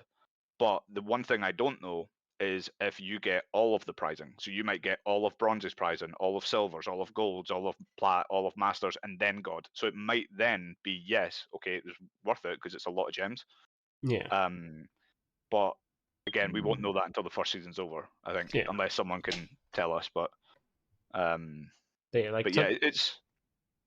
Sorry, carry on. Like, just like they're touching like what you said about like what do you want from the thing, like the same thing. Like I do agree with with Blair about the what you want, but then I feel like if you're in a certain tier, you should be playing against people above you. Like if you're on like say gold, you shouldn't be playing bronze level players at a gold level. You shouldn't be playing god level players at a gold level. You should be playing within the rank in the thing. And if it can't find someone within the same like tier as you in like gold, you should be going only one lower, one higher. Preferably like higher rather than lower, just by one rank. Because it's the same as if you go to locals. If you go to locals, you sit down against someone who's just coming like the first ever tournament they've ever been to. They know how to play the game. They're playing brand new. You play against them, like you help them learn the game, but like you don't really learn anything from it because they haven't like really pushed you to kind of like figure out how you're going to play, like change your play style, put some effort into it. You've just basically just played how you normally would, and it's been like a cake. It's quite easy, quite simple to do it. Whereas if you sat down against someone like a top top level player. Like if I sat down and play against Ollie at locals, I know I'm going to get a really good game. He's going to push me to my limits, and if I get a win, it feels really rewarding. If I don't, I know I at least learned something, and it was a good game. Like that's the kind of difference. It should be the same on digital as it is in person. Like that kind of experience. It's funny with Masters because, James, you're probably sitting there and I'm across from you and you're like, well, I'm going to learn nothing from this game. But I'm like, well, I'm playing James. Let's go. We're going to learn. But James is like, oh, this guy again. Right, okay, slap him. Get him out of the way. Next. But yeah, like I think that digital, it's a good start. I think the free-to-play stuff hopefully will get corrected soon. Hopefully they will fix the disconnection stuff. Like, that's just an all-round bad experience. I know that there's people in my team. I think Nick is just so put off by the game because of that. Like he sat and ended up with a game loss because of it, and he posted it in the group chat, and he was like, "What's the point?" Like, was it like 18 minutes he sat there before the game? 28 minutes. That was it. 28 minutes he waited, and the guy eventually, like, I think he went away and like started making dinner or whatever, and then when he came back to the screen, it came up saying victory on the screen. He hits OK, and then when you get to the screen that shows you your rank points, it said defeat, and he was, what? Why did I get beat? Like, it's just it's so dumb. But like, he had his headset on, and obviously you could tell that the guy wasn't making plays or anything. So it was just it's just a server side thing, I think. But yeah, they need to improve on that for sure. There's a few big quality of life upgrades. Yeah. I mean, it's less than a month that the game's been out. So how long it's been? 29th of Feb, I think it came out. Yeah. Because I even had games when like it starts up and I'm there trying to mash skip so I can skip the whole little intro animation so I can then have a look at my hand and get a bit more time with trying to mulligan. And then it'd be like I'm there like 5 seconds to mulligan. I'm just trying to figure out if I'm going to mulligan. Go ahead and do it, like pick if I do want to or if I want to change it. And then it rolls it to my opponent. It's like opponent's deciding if they want to. Then a minute goes past. They're still deciding. I'm like, how come they get a minute? Yeah. And I've just got 5 seconds to do it. And that's another thing. I do think that starting hand, I think you should get a bit more time. I think like whenever I've done it, you get like 10 seconds, and it's that 10 seconds goes quickly because, I mean, I'm like James. When it comes to like games, you're much quicker on the knowledge part of going. I know what I'm playing against, so I know what I need and how I'm going to beat it. Whereas sometimes I take a minute where I have to go, right, what is it? Like, so I'm opening my hand here. I don't have a Roshi, let's say if I'm playing red. I don't have a Roshi Self-Awakener, but I do have a hit. But I'm playing against green. Like, and you start to look at like your turn 3, 4, 5 through your hand, and then next thing you know, you're forced. Here's your hand, and it's like, like that's kind of annoyed me a few times. But I think that's another thing that they could change as well. But that for me is like I'm just learning to just use it quicker. Like I'll just look at that hand and go, yeah, that looks good, cool. And it's only after I've accepted it I go, right, okay, so here's my turn structures going for the next few turns. But yeah, I didn't realize there was time up for that. Yeah, I've not played. I've not played much of the digital. I've enjoyed what I have played. Like, don't get us wrong. I've got a couple of decks built on there, etc. But I probably played like 1 or 2 games a day, so I'm not trying the grind. I'm not trying. Yeah. I think most of your games have just been with friends, though, haven't they? Like, I think you've played with Cash a few times, and yeah, that's like the most time I like online general games, like online games, PlayStation games. That type of I'm not a big player of randos. I just like having a laugh with the lads more than anything. Yeah. Yeah, because I was originally going to try and do the whole God ranked streaming kind of thing, get up to God rank. And then after like a little bit, like 1 day of streaming, I was like, this is going to take forever because there's no challenge option to you did it quicker. On the beta, didn't you? Yeah. Did you not do it in the beta? Yeah. I was the opposite. Because I was very excited for the game, I didn't want to grind in the beta because when it came for the game release, I feel like I could have been burned out slightly. Mm-hmm. So I was like, I think I played up until I hit like silver, and I was like, right, I've seen enough of the beta. I'm happy. The game runs very well. Obviously we only really had starter decks plus some like commons, uncommons, and rares. That was all that was in the beta. But yeah, I've been very much like you, where the idea of me grinding against lower ranked players, or me sitting with James and the guys on Helldivers, I know exactly what I want to do, and it's Helldivers. Like I spread liberation, baby. Exactly, that's it. Democracy, man. Yeah, because I pushed through the beta because I was like, I pushed through the beta because I just wanted to try like basically just play games, get used to it. But then in the beta, I had the challenge thing, so I just upped that to maximum, and then I went through it. I think I jumped through platinum in like 3-4 games. it took me because I just put bet maximum, went through it, and of course wherever there's like so many new players in it went fine. But now with this, there's no dividend to kind of like help you get up quicker. You got to go slowly through every single one, which means you can play like some really quick games against people with experience, or you can play some really slow games against people who don't know what they're doing. It's the first time playing. Like, and that's another thing is just play against new players. Like in bronze, they take a lot longer, so you take a lot longer trying to get through the game, which then kind of gets you like, I'm just gonna stop. So now like I went from going to try and do the whole road to God thing, and like streaming that. But after one stream, I was like, I can't be bothered with this. Like, it's not rewarding. It's gonna take forever. I just go on, do a one rank game to get up a bit higher in the ranks, get done my daily missions, maybe my weekly missions if it's coming to close to the week, and then I'll just turn it off and then wait for the next day.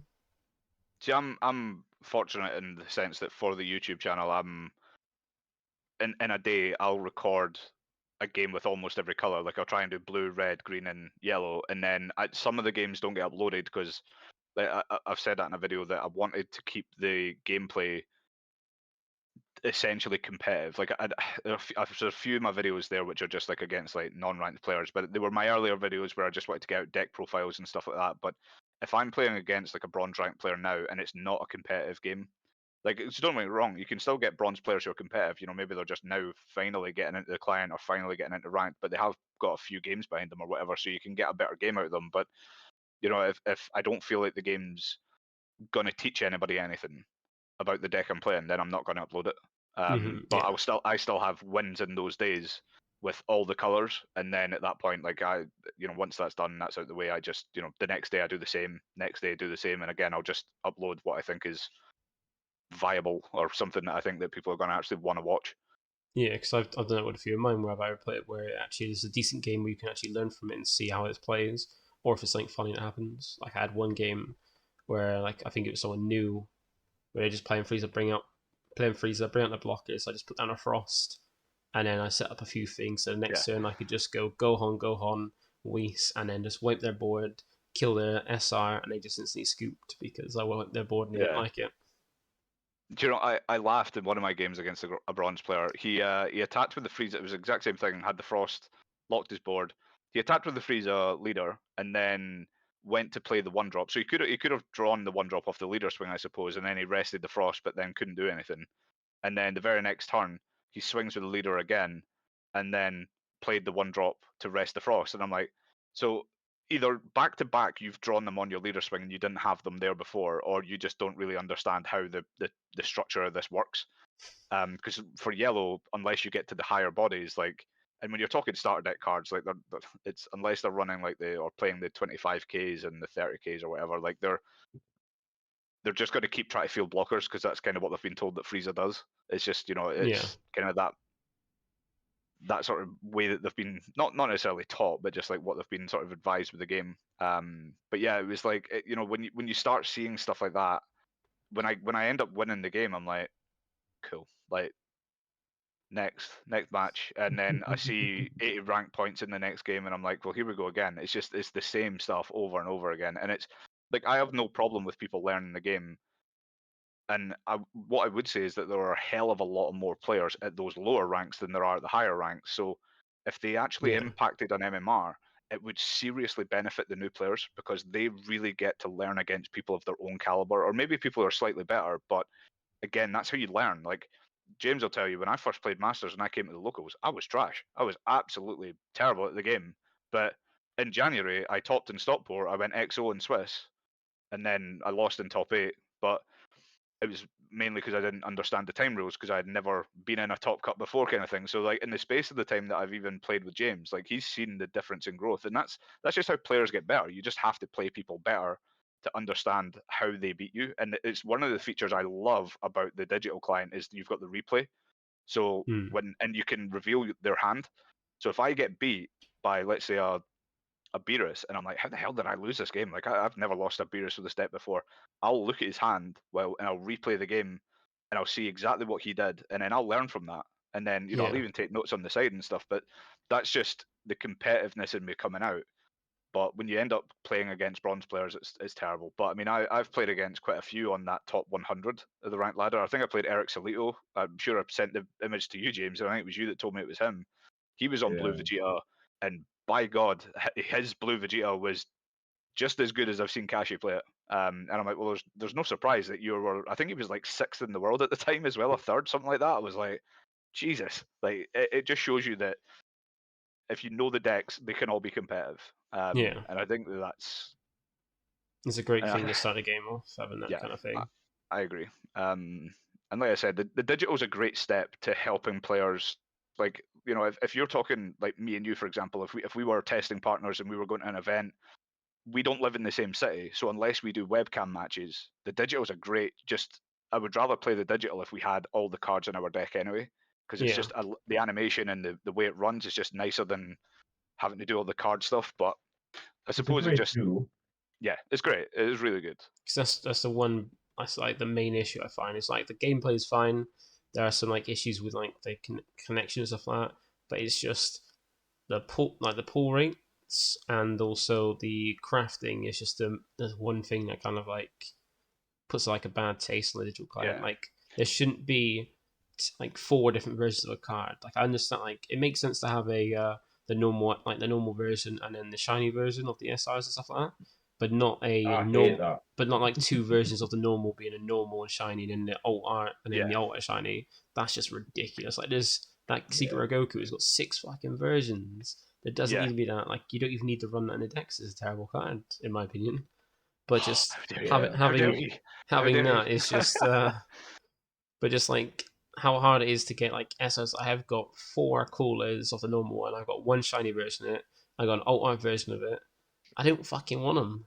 I want Ginyu. I've got 1 Ginyu SR. I can't play my favorite deck in the client because I can't get a wild card or even pull any of those cards. And it's just that's what needs to be fixed, in my opinion. That's the main thing. I also think that the inconsistencies of the pull rates as well could sometimes be a pain, because I've dropped like a 6,000 gem, like I say, I've whaled on the game, and in the first 6,000s I did, you were lucky if I got like 10 SRs across all of it. But I was Nick in his first 10 packs, I think, were god pulls. He had like 8 SRs in the 10 packs, but then his next like 20 or 30 packs were just terrible. There was nothing really in the pool. Now that can happen in any obviously pack opening stuff when it comes to digital games, but it's like the last time I saw pull rates as bad as that was like Duel Links, and they got like crucified because of their pull rates. I'm sure they actually got sued or fined or something for it, because it was like to do with like the gambling law stuff in certain countries. But it's like those pull rates to me, I was like I'm sure I said to you guys at the beginning as well that I think I think I dropped like 6,000 gems, got no secret rares, and I was like, well, I'm missing a Gohan secret or something. And then I opened a 10 pack and I got a Gohan secret and the Goku secret in the same 10 pack, plus like an SR or 2 as well. And I'm like, where's the consistency here? Like that's where it gets really strange. I wish that they did almost like a box, so it was like, you know, that let's say for example you put in the 6,000 odd gems, right? I think that equates to like 60 packs, I think, if I'm not mistaken, or 66 packs if you include the 600. I think it's 6,600 gems you get. But so if you're talking 66 packs, you know that you get 24 in a box, 48, and then 72, right? So let's say you get 2 and a bit boxes. But if they gave you the pull rates that you got from a box, I think that would work better than the way that they currently do it. Sure, it would be worse.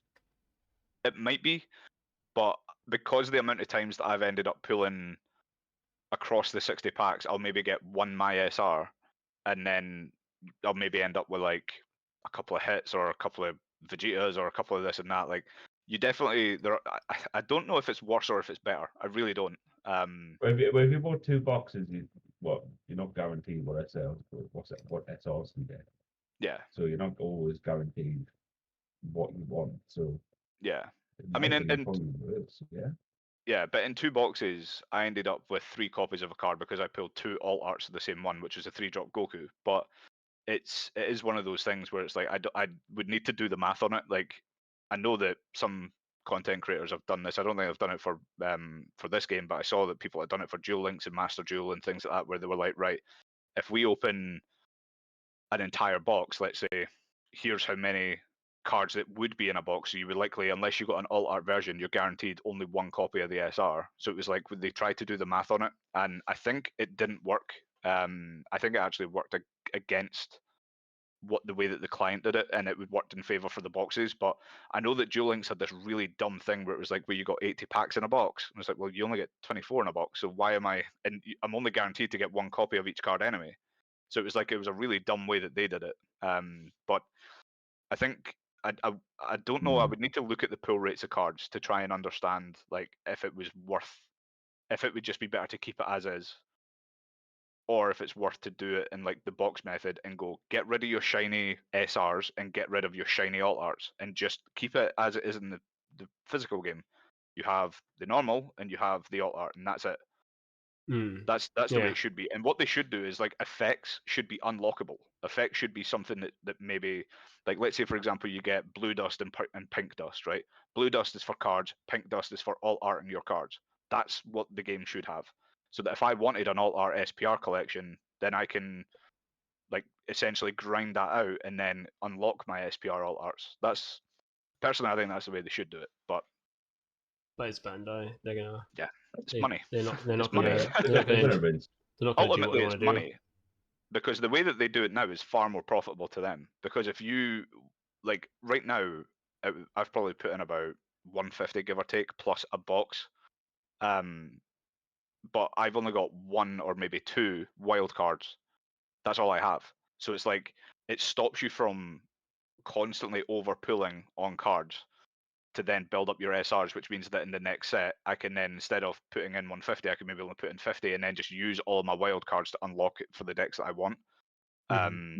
So money-wise, it's in Bandai's favor not to change this, but for the sake of the game and the sake of the player base, they really should. Yeah. But what do you think about the never gems? prevails. You know, the gems having a 90-day expiry date. What do you reckon of them? Yeah, that was a recent news, wasn't it? Yeah, like I remember seeing that, and then because I don't play many games online, like for other things like where you can pay for things to get. Because when I play online, I play like bare basics. Like I get whatever I get given for free. I'll play that. I won't really put money into it to play because it's just aesthetics and stuff like that. I'd rather just grind it up and just it's more enjoyable that way. So when I saw about that, like I was like, surely if you're gonna get gems, you're gonna use them straight away. Like you buy and use them. That's like a way to get out. But then I did see about like people getting annoyed. Yeah, that's what I thought. It does. So my only thing is it the gems only have 90 days to claim them, or is it the gems that you've claimed, like as in that are actually in the account at the top right corner? Is it them that have an expiry of 90 days? Yeah, I think it's any gem that you bought. Yeah, any gems you bought, they have a 90-day expiry, and when you use gems in the client, they use the ones you haven't bought first. Oh God, that's so stupid. Yeah, which is stupid. Like it is ridiculous. I didn't know about that. It is. That's really, really bad. That's really, really bad. Like it is a shit way to do it. But then if you're buying gems, you're then buying them so you can match them with the gems you have to get something shortly. But the thing is, though, is that like to put my situation as an example, I'm about to move into a new house, so most of my finances are going to go into this new home. So if I have money now and I wanted to put like let's say 6,000 gems into the account to be used when the next set launches, fair enough. Yes, it's within 90 days, but you know, depending on your situation, you might want to top up your account as you kind of go through it. But that's such a dumb way. Like, I don't even know what the decision process is. Is that like a thing in the game, or is it maybe Exola who actually processed the payments that caused this? I have no idea. It's actually a thing from Bandai. Oh, because I've got a big thing with Exola. I mean, obviously we discussed it earlier, but they're a terrible provider to use as well. I mean, they've been they locked mine and James's account, like our cards from being used, and they turned around and said to me that if it locks again, well, your card's permanently locked, permanently. And I'm like, well, why did you lock it in the first place? Oh, because it triggered our fraud prevention stuff. And I'm like, right, but it shouldn't have because it's me that's using it. Right, but we don't care. If it happens again, your card's banned. And I'm like, it's got nothing, like, you shouldn't have that decision as a company. And I'm like, I appreciate that from the perspective of them. Well, we're protecting you. And I said, but you're not. Like, I'm telling you it was me that used it. So instead of Like, I wouldn't even mind it if they banned it again, and then I contacted them and went, look, you've done it again, can you just unblock it? And they went, yeah, sure. But what they told us is that if it happens again, your card is permanently banned and it will not be unblockable. And I'm like, that's a terrible, terrible way to run that. I still find it weird that they don't have PayPal as an option, or I don't know if they do now, but not having PayPal. Well, they have Google. Is it Google Pay or Google Wallet or something? I think you might have that. Yeah, something like that. Yeah, I don't understand that, but PayPal should be an option for sure. But I think it's because of Xsolla, and I think it's the only payment methods Xsolla use, and I think PayPal's not one of them. But I do find that really bizarre. That's, and like I said, James had the issue as well. At one point when his card didn't work, we tried using my card on his account, and then mine stopped working. But I tried mine before on my account, and it also didn't work. So like, it wasn't me using my card on his account that got it blocked, but it was like the fact that Xsolla just decided to turn around to us and go, yeah, if it happens again, your card's blocked. And it's like, but you don't get to decide that. Like, we've contacted you to say that we are using our own card. Like, I just don't understand it. It just makes no sense. There's a few things like money wise around the game that 100% I'm really unhappy with in the digital client. And Xsolla being one of them. I think that they're a really, I'm not going to use the word like dodgy, because they're obviously a reputable company, but they're just terrible. And their customer service side of it is brutal. Like, you know, when I was messaging on the, like, it's almost like a messenger system rather than like through email. The woman basically told me, like, she basically said to me, I'm busy, stop messaging me. And I'm like, but my query's not resolved. And they're like, so? Well, we unblocked your card, so it's resolved. I'm like, no, that's not, my complaint is now shifted from you blocking my card. It's now you are going to permanently block my card if this happens again.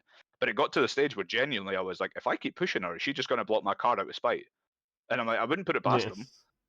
And I'm like, it's such a dodgy system. I do not like them. And this whole 90-day thing with gems, that's atrocious. That's so bad. I'm now rethinking about the gems I have in my account, that I'm just like, yeah, I'm just going to buy promos, even though the promos are terrible. I'm just going to buy them just to get rid of the gems, and that way I know that the only gems that are in there up until the next set are from what the game's given me. Or even by aesthetics, just give yourself some, like, pink hair, purple background, things like that. I've maybe already done that. I'm just yeah. Right. So let's go and have a check of let's do our tier list. Let's get onto that now. So with the tier thing, the good thing is, like, there's 3 of us, there should be two that agree with like where it should be, and one that doesn't. So then go like wherever the like majority of the view is on this. But then if it's like each of us have, like, say one person says it's like a deck's busted, someone says it's trash, someone says it's decent, we're just gonna have to roll the dice. We're just yeah. And I think as well, our interpretations, like that Z tier, for example, I'm probably only gonna have 1 or 2 in there, and I don't know whether or not you would agree. Yeah, I think 1 for me and 2 is just going to be a generous. So yeah, we'll just see how it goes. Screw it, why not?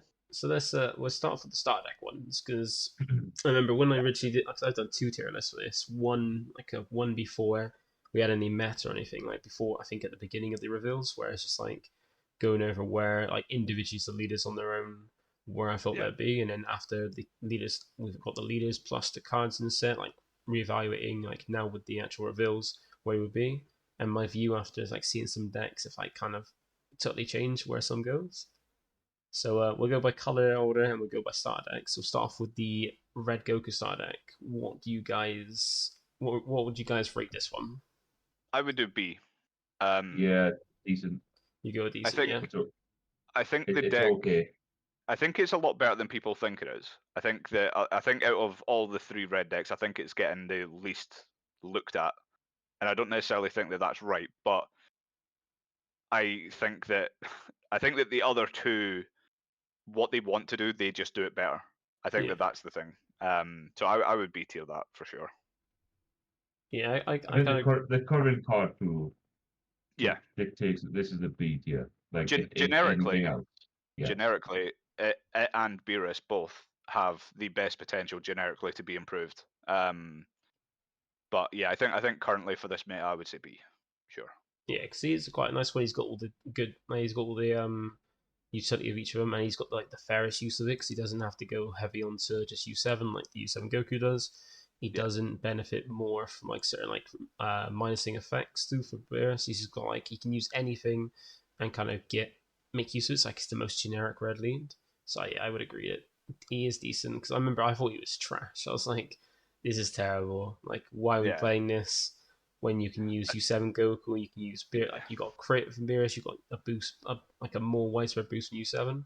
But after playing against Luke Jackson on it and just trying it out, I was like, this is kind of quite decent, giving anything extra 5k to defend it. And I actually run it with TOP, and I think that TOP being able to one buff the leader, but having 2 plus 5ks at hand defensively is massive. It's really, really big because it's like if my opponent's scared of the +5, I'm forcing resource out of hand, and I might just go, cool, you're attacking a TM, go for it, kill it. Like, but they might have comboed a 5 just to make sure that this attack goes through.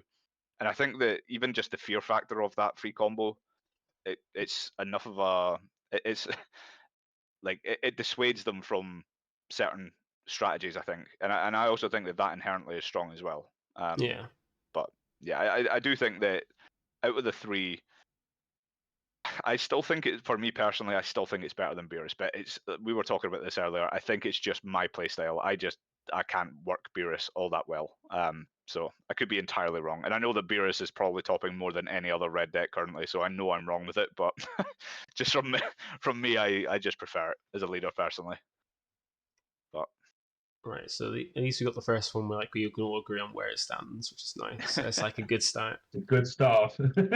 Then we go to next one for the starts. We go for Vegeta. I think it's A. I think it's A. I was gonna say. I thought you guys were gonna say busted, and I was gonna go no. It's not busted. No, I think it's definitely strong if you know how to pilot it. Yeah, and that's the key. That's the key words. Is you need to know how to pilot. And if people are looking at this going, Vegeta is terrible, it's terrible, it's terrible, I'm like, you just don't know how to play the deck, right? And it's a cheeky thing to say, and people aren't going to like to hear that, but it's like, I'm sorry, you just don't know how to play the deck. I don't know how to play the deck. I'm telling you that right off the bat right now.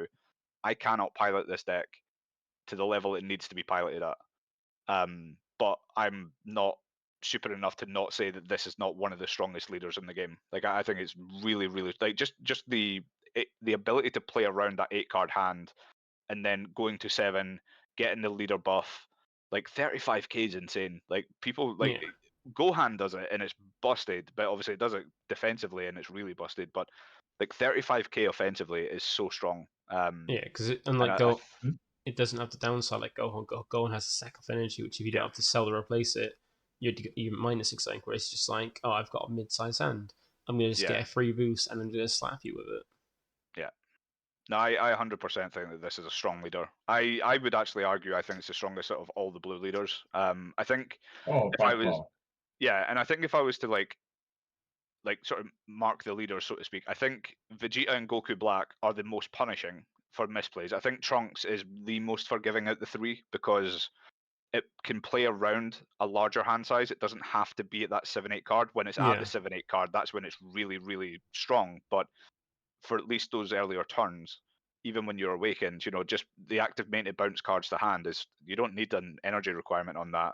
And yeah, I think that Trunks is the easiest to play out the 3, but I think it's because it's the most forgiving. Yeah, like Trunks is essentially Flute with a body, which is just we all know how good Flute is. Well, hopefully we all know how good Flute is. Flute was great. Blair, that was before you. What a Flute. Before my time. Yep. Man, you missed out. It was amazing. I might bring Storm in just to show you one day. Nah, you're all right, mate. Nah, I'm fine. And then next we've got Broly. So where are we going to put Broly? We're going to put it busted. So this was my second of my 2 for Z potential. I'm not against it being in Z. I think it is the best green leader. I do think that. I think it's the best green leader. I would still put it as strong, but I would put it at the top of strong. So I would agree. I wasn't thinking Z. I know it's green. It's a strong leader, and it's pretty decent. But then once it awakens, unless you've got a way to like kind of as soon as you awaken, you lose on the hand size. Well, because you basically stop drawing, and you have to start sacking off your energy. But then you can mitigate that. But then agree. Like I think 25k body means nothing to me. I think that you could definitely put it in the busted tier, and I don't think it's a case that it doesn't belong there. But I'll tell you now, because we're about to go into it. Frieza is my Z tier leader, and I don't think it's on the level of Frieza. That's my thing. I don't think any of the green leaders are. But my perspective is from Corey playing Broly, and that is it. Yeah. I don't play digital to get feedback from there. So my perspective of playing against Broly is when Corey plays it. Yes. And for me, that is Z tier because he's the only deck and the only player I struggle against when it's Broly. Yeah. And it might come down to an understanding of knowing how to play that deck, how to sequence correctly, how to maximize the fact that you are a 25k leader and not relying on it being a 25k leader. Yeah, and I think it's also the deck build. It's the hardest to play around. And the deck build as well, because like I know from playing against Corey, he plays like Big Bang Attack and stuff like that, and it's like a little side tech that he puts in. But Big Bang Attack is ridiculously strong. Oh, it is.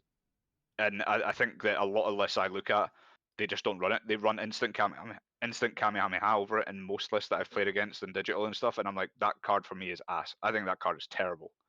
Oh no, when we get to Cell, that's when I'm thinking like the instant Kamehameha is going to be a lot better. Yeah, it will be. Cell's one it got ruled it has to be at 5, doesn't it? So that's where Cell's can be like. Well, that's the assumption now because we haven't got because where it still reveals we haven't had the a Q&A yet, so we don't know if it's a translation error, if it's supposed to be exactly 5 or it's 5 or more. So we have to just wait for that. But currently, with how it's worded, it's just 5.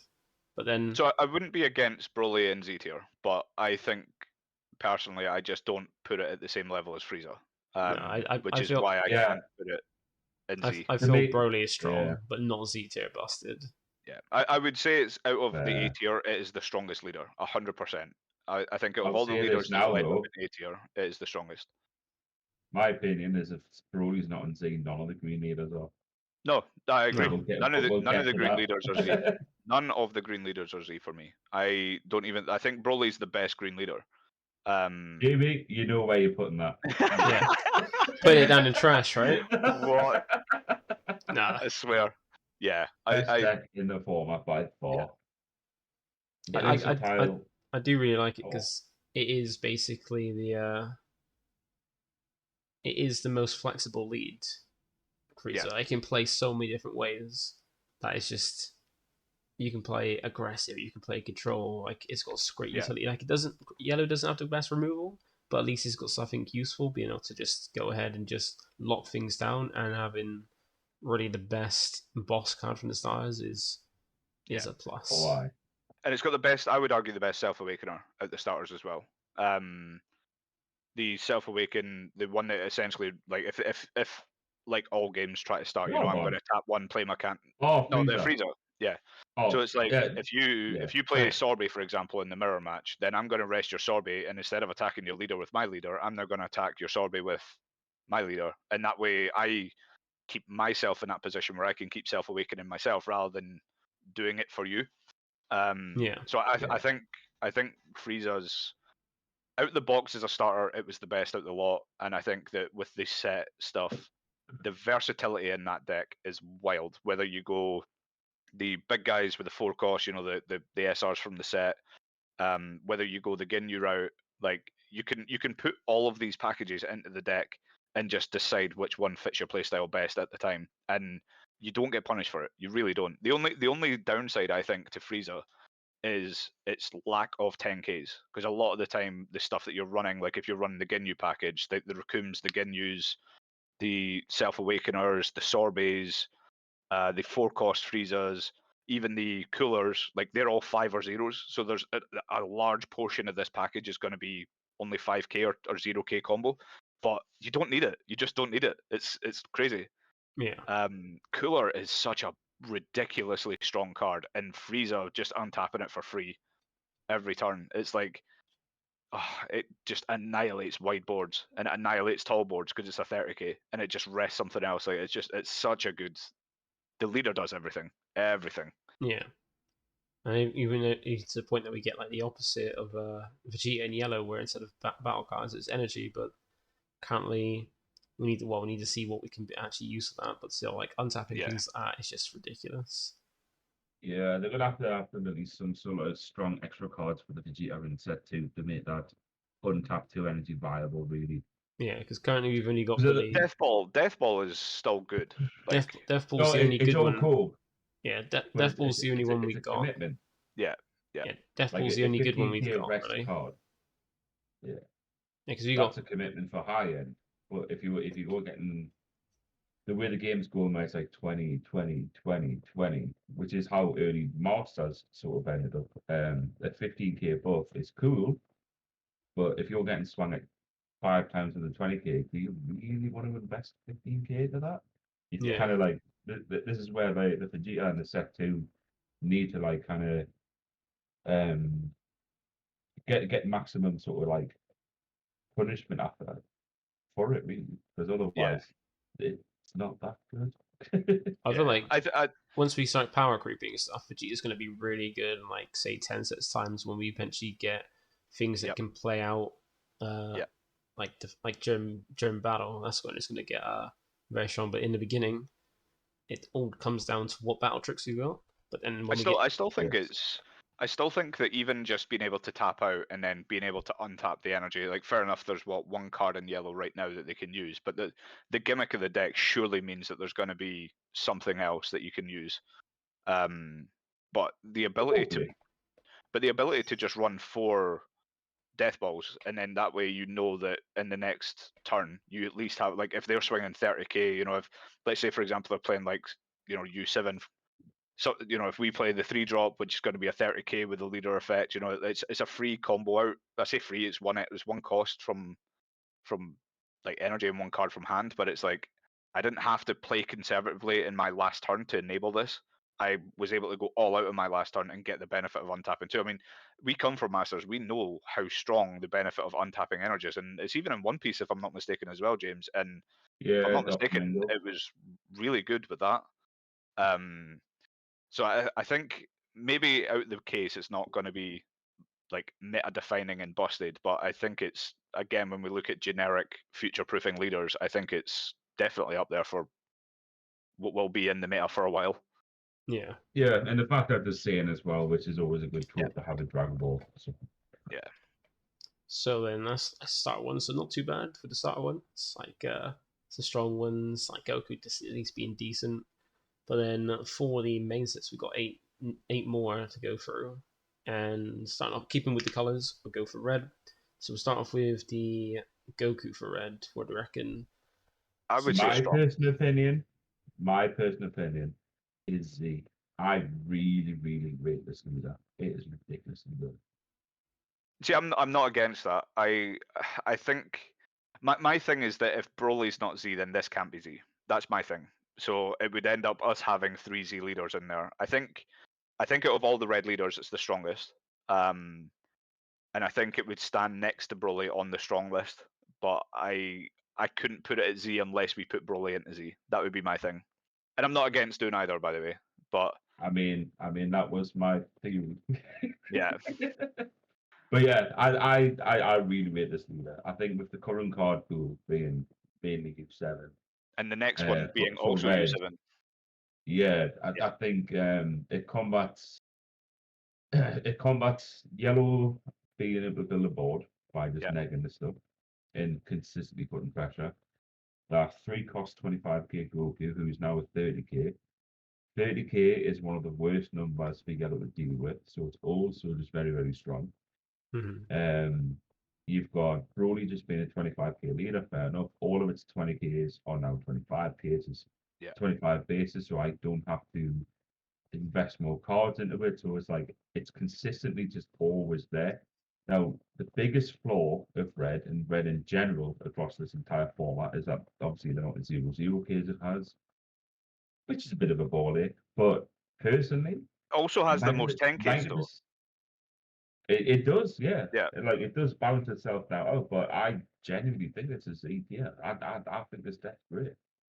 I think the deck is really good. You're saying that from a One Piece perspective of it being a duplicate Zoroku. It might be. I will admit, it might be tainted by Zoroku. Yeah. But I think even if I'm looking at the set 2 reveals, right, the Kayla, the Kefla, whichever one it is, right. Fair enough, it's not U7, but for 4 energy, it replaces itself. It's a 25k itself, and it plays a 3 cost with not World Tournament, TOP. TOP, yeah. And so you can then play the 3 cost TN, which will be 25 with your leader, and then that TN will then play 2 or 3 TNs from hand, which are the 1 cost, which then are 20ks with the leader. So for 4 energy and 4 cards in hand, for 4 energy and 4 cards in hand, you're putting out ridiculous pressure. It feels like Ginyu to that extent, where Ginyu's like, well, I'm going to Raccoon, play Ginyu then untaps 2. Well, guess what? I'm tapping another 2 for a Barter or another Ginyu, or well, not another Ginyu, another Barter or 2 Jaces or whatever. Like, it's able to put out ridiculous, enormous pressure. And I think that, again, like what you were saying, future-proofing this leader, depending on what comes in set 3, if it's not going to be U7 based, then obviously set 1 and 2 is just the maximum pool you're going to have for it. But I think so far the reveals for set 2, to me, are going to be enough to put this into potential Z tier. I don't think that the new leader is going to be used. I think it will still be this leader. What's the new leader? It's just you discard you pay 1 energy, you discard 1, and you play a TOP with 3 or less, and that's it. So depending, it awakens at 3 as well. It's just like with this league, where it depends on how much is got in the trait. Like whereas this one depends on what U7 cards you play. The other one depends on what you set, like what tournament of power cards you get. You can make use of. So if we get some really good ones, so we already got a good one in the Kefla. Kefla being able to bring out for 1 energy 20k, which then brings out another 1 more placing itself. But we need to see the rest. Whereas at least with this U7 deck, the majority of red was good U7 cards to go with it. So it all depends on the trait it gets. But I do agree it's a strong deck. I don't think it's busted. I think now that I'm reviewing this, honestly, I think I'd be more inclined to do Broly at Z, and I'm fine leaving U7 at the top end of A. I think I can't have Broly and U7 sitting side by side. I think Broly is a monster of itself. But I still think Frieza's better. Change that, I think so. I think that's when I'm looking at that list, I'm comfortable with that. I don't think U7 is on par with Broly, but it's the best red deck in the format by far. So I do agree that Broly, I feel Broly is the best green deck. But then I do see if flaws in that, it starts losing the free draw like the other leaders do, and a 25k base doesn't mitigate that, because you still have the RNG factor in green, where when you do the ramping and stuff like that, and even replacing with that Goku, you can hit some things you really want to hit, like super combos and stuff like that. But that's also how I feel about the top 3 Gohan. I've been talking to Corey about this, James, that the amount of times when I do a top 3, I'll maybe find a destructive strength, but guess what? An 8-drop Broly and a super combo have been bottom decked with it, and I'll do that 2 or 3 times a game, and I'm like, I hate the fact that this all gets bottom decked. I can't stand it. But that happens in Gohan as well. It's actually one of the reasons why I love Android 17 and 18, because we don't run the 1 cost Jiro, because all it searches is 17, 18. So we have nothing in that deck that bottom decks anything. No. And yeah. I like how it looks though. I agree. I will agree that Broly's C tier, like my original point, and I will. Oh yeah, here he is. There he is. My original point. Had to get that in there. And I'll agree that Goku is the best counter for him, so I'll go A tier at the top of that. So at least we're getting some good agreements on this. That's And then we come to the last of the red leads, being Beerus. C. I think personally D. C. It's casual. I think C. Oh, C. I thought you said Z. I was like, no. I know that in some of the tournaments, Beerus has had the better top rate than any of the other leaders, but I honestly don't understand how. And it could just be me being a terrible Beerus player, but I would love to watch some top tier Beerus gameplay to truly understand. And it's like us talking about Kashi with Vegeta. Like I need to see someone playing it at that level to truly understand if it is a C tier or an A tier leader. But based on my experience, it has to be C tier. It's a great control deck, but that's it. That's all it is. It's a great control deck that's not meant to be a control deck, and that's its problem. It's not meant to be that. I think if this was not the crit leader, if this wasn't a crit leader, I would argue that Beerus would be like top tier, 100%, because if it was just the a hand size, different game. Yeah. I think the fact that it's a crit leader is the issue. The Red's inherent problem is that when we go wide, you spend cards from hand. So it's like you can't go wide in this deck because you need the cards in hand defensively, but also we run a lot of 0Ks because we're red. So sometimes the cards in hand are dead anyway, and it's like it feels like it feels like if you win with Beerus, it's RNG. It doesn't feel like you've won it because it's just the strongest leader. Like, yes, I can clear board constantly, minus in 10k off the leader, and then any of my minus 20s or any of my minus 15s or whatever, they can just completely change the game. But it's like, I still feel that if I have 6 cards in hand and Broly's sitting on 13, I'm like, well, I'm never winning that, ever. There's no way of attrition I will ever win that match. And that's just the difference. Yeah, because I do like Beerus, but then I feel like, there's being a crit lead is what holds it back, because you really lack on hand size. But if it did have a decent amount of draw with the amount of neg you can get in red, like with combination stuff, it would be really good. But it's the crit that holds it back, and why it could be good against some decks that probably like deny him resources while pushing. Red just feels more depends on what you draw, because it lacks compared to the other colors on drawing cards. It's like you don't see as much, you don't see as consistency. It comes down to a bit more RNG in the color with like what it draws. It's also the downside with all of the crit leaders. Going first is almost game over all the time. I think Cooler can recuperate a lot better than the others can, but I think in Beerus particularly, if you go first, you will never recover that hand size. Like, the whole point of crit, right, is that okay, we don't draw on attack, but they also don't get the life, and that's how the balance in act is. But when you go first, they're already 2 cards up on you as a draw leader, so you critting them is doing nothing. Like, they're still going to be 6-7 cards, and you're also only going to be 4, 5, 6 at most, because you want to keep playing cards as well to, like, your Self-Awakeners and stuff like that, and it just it doesn't balance out for me. Not with Beerus. It works more with Black and with Cooler, I think, just not with Beerus. Yeah. So we're going to Blue next, and we'll go with Trunks first for D tier. No, it's C. C at most. Oh, he said Z. I was like, no. I keep thinking he's. way I keep thinking he's saying C. I'm like, why is James saying everything's busted? I'm like, get him off. No, he's C. See, I think he's decent.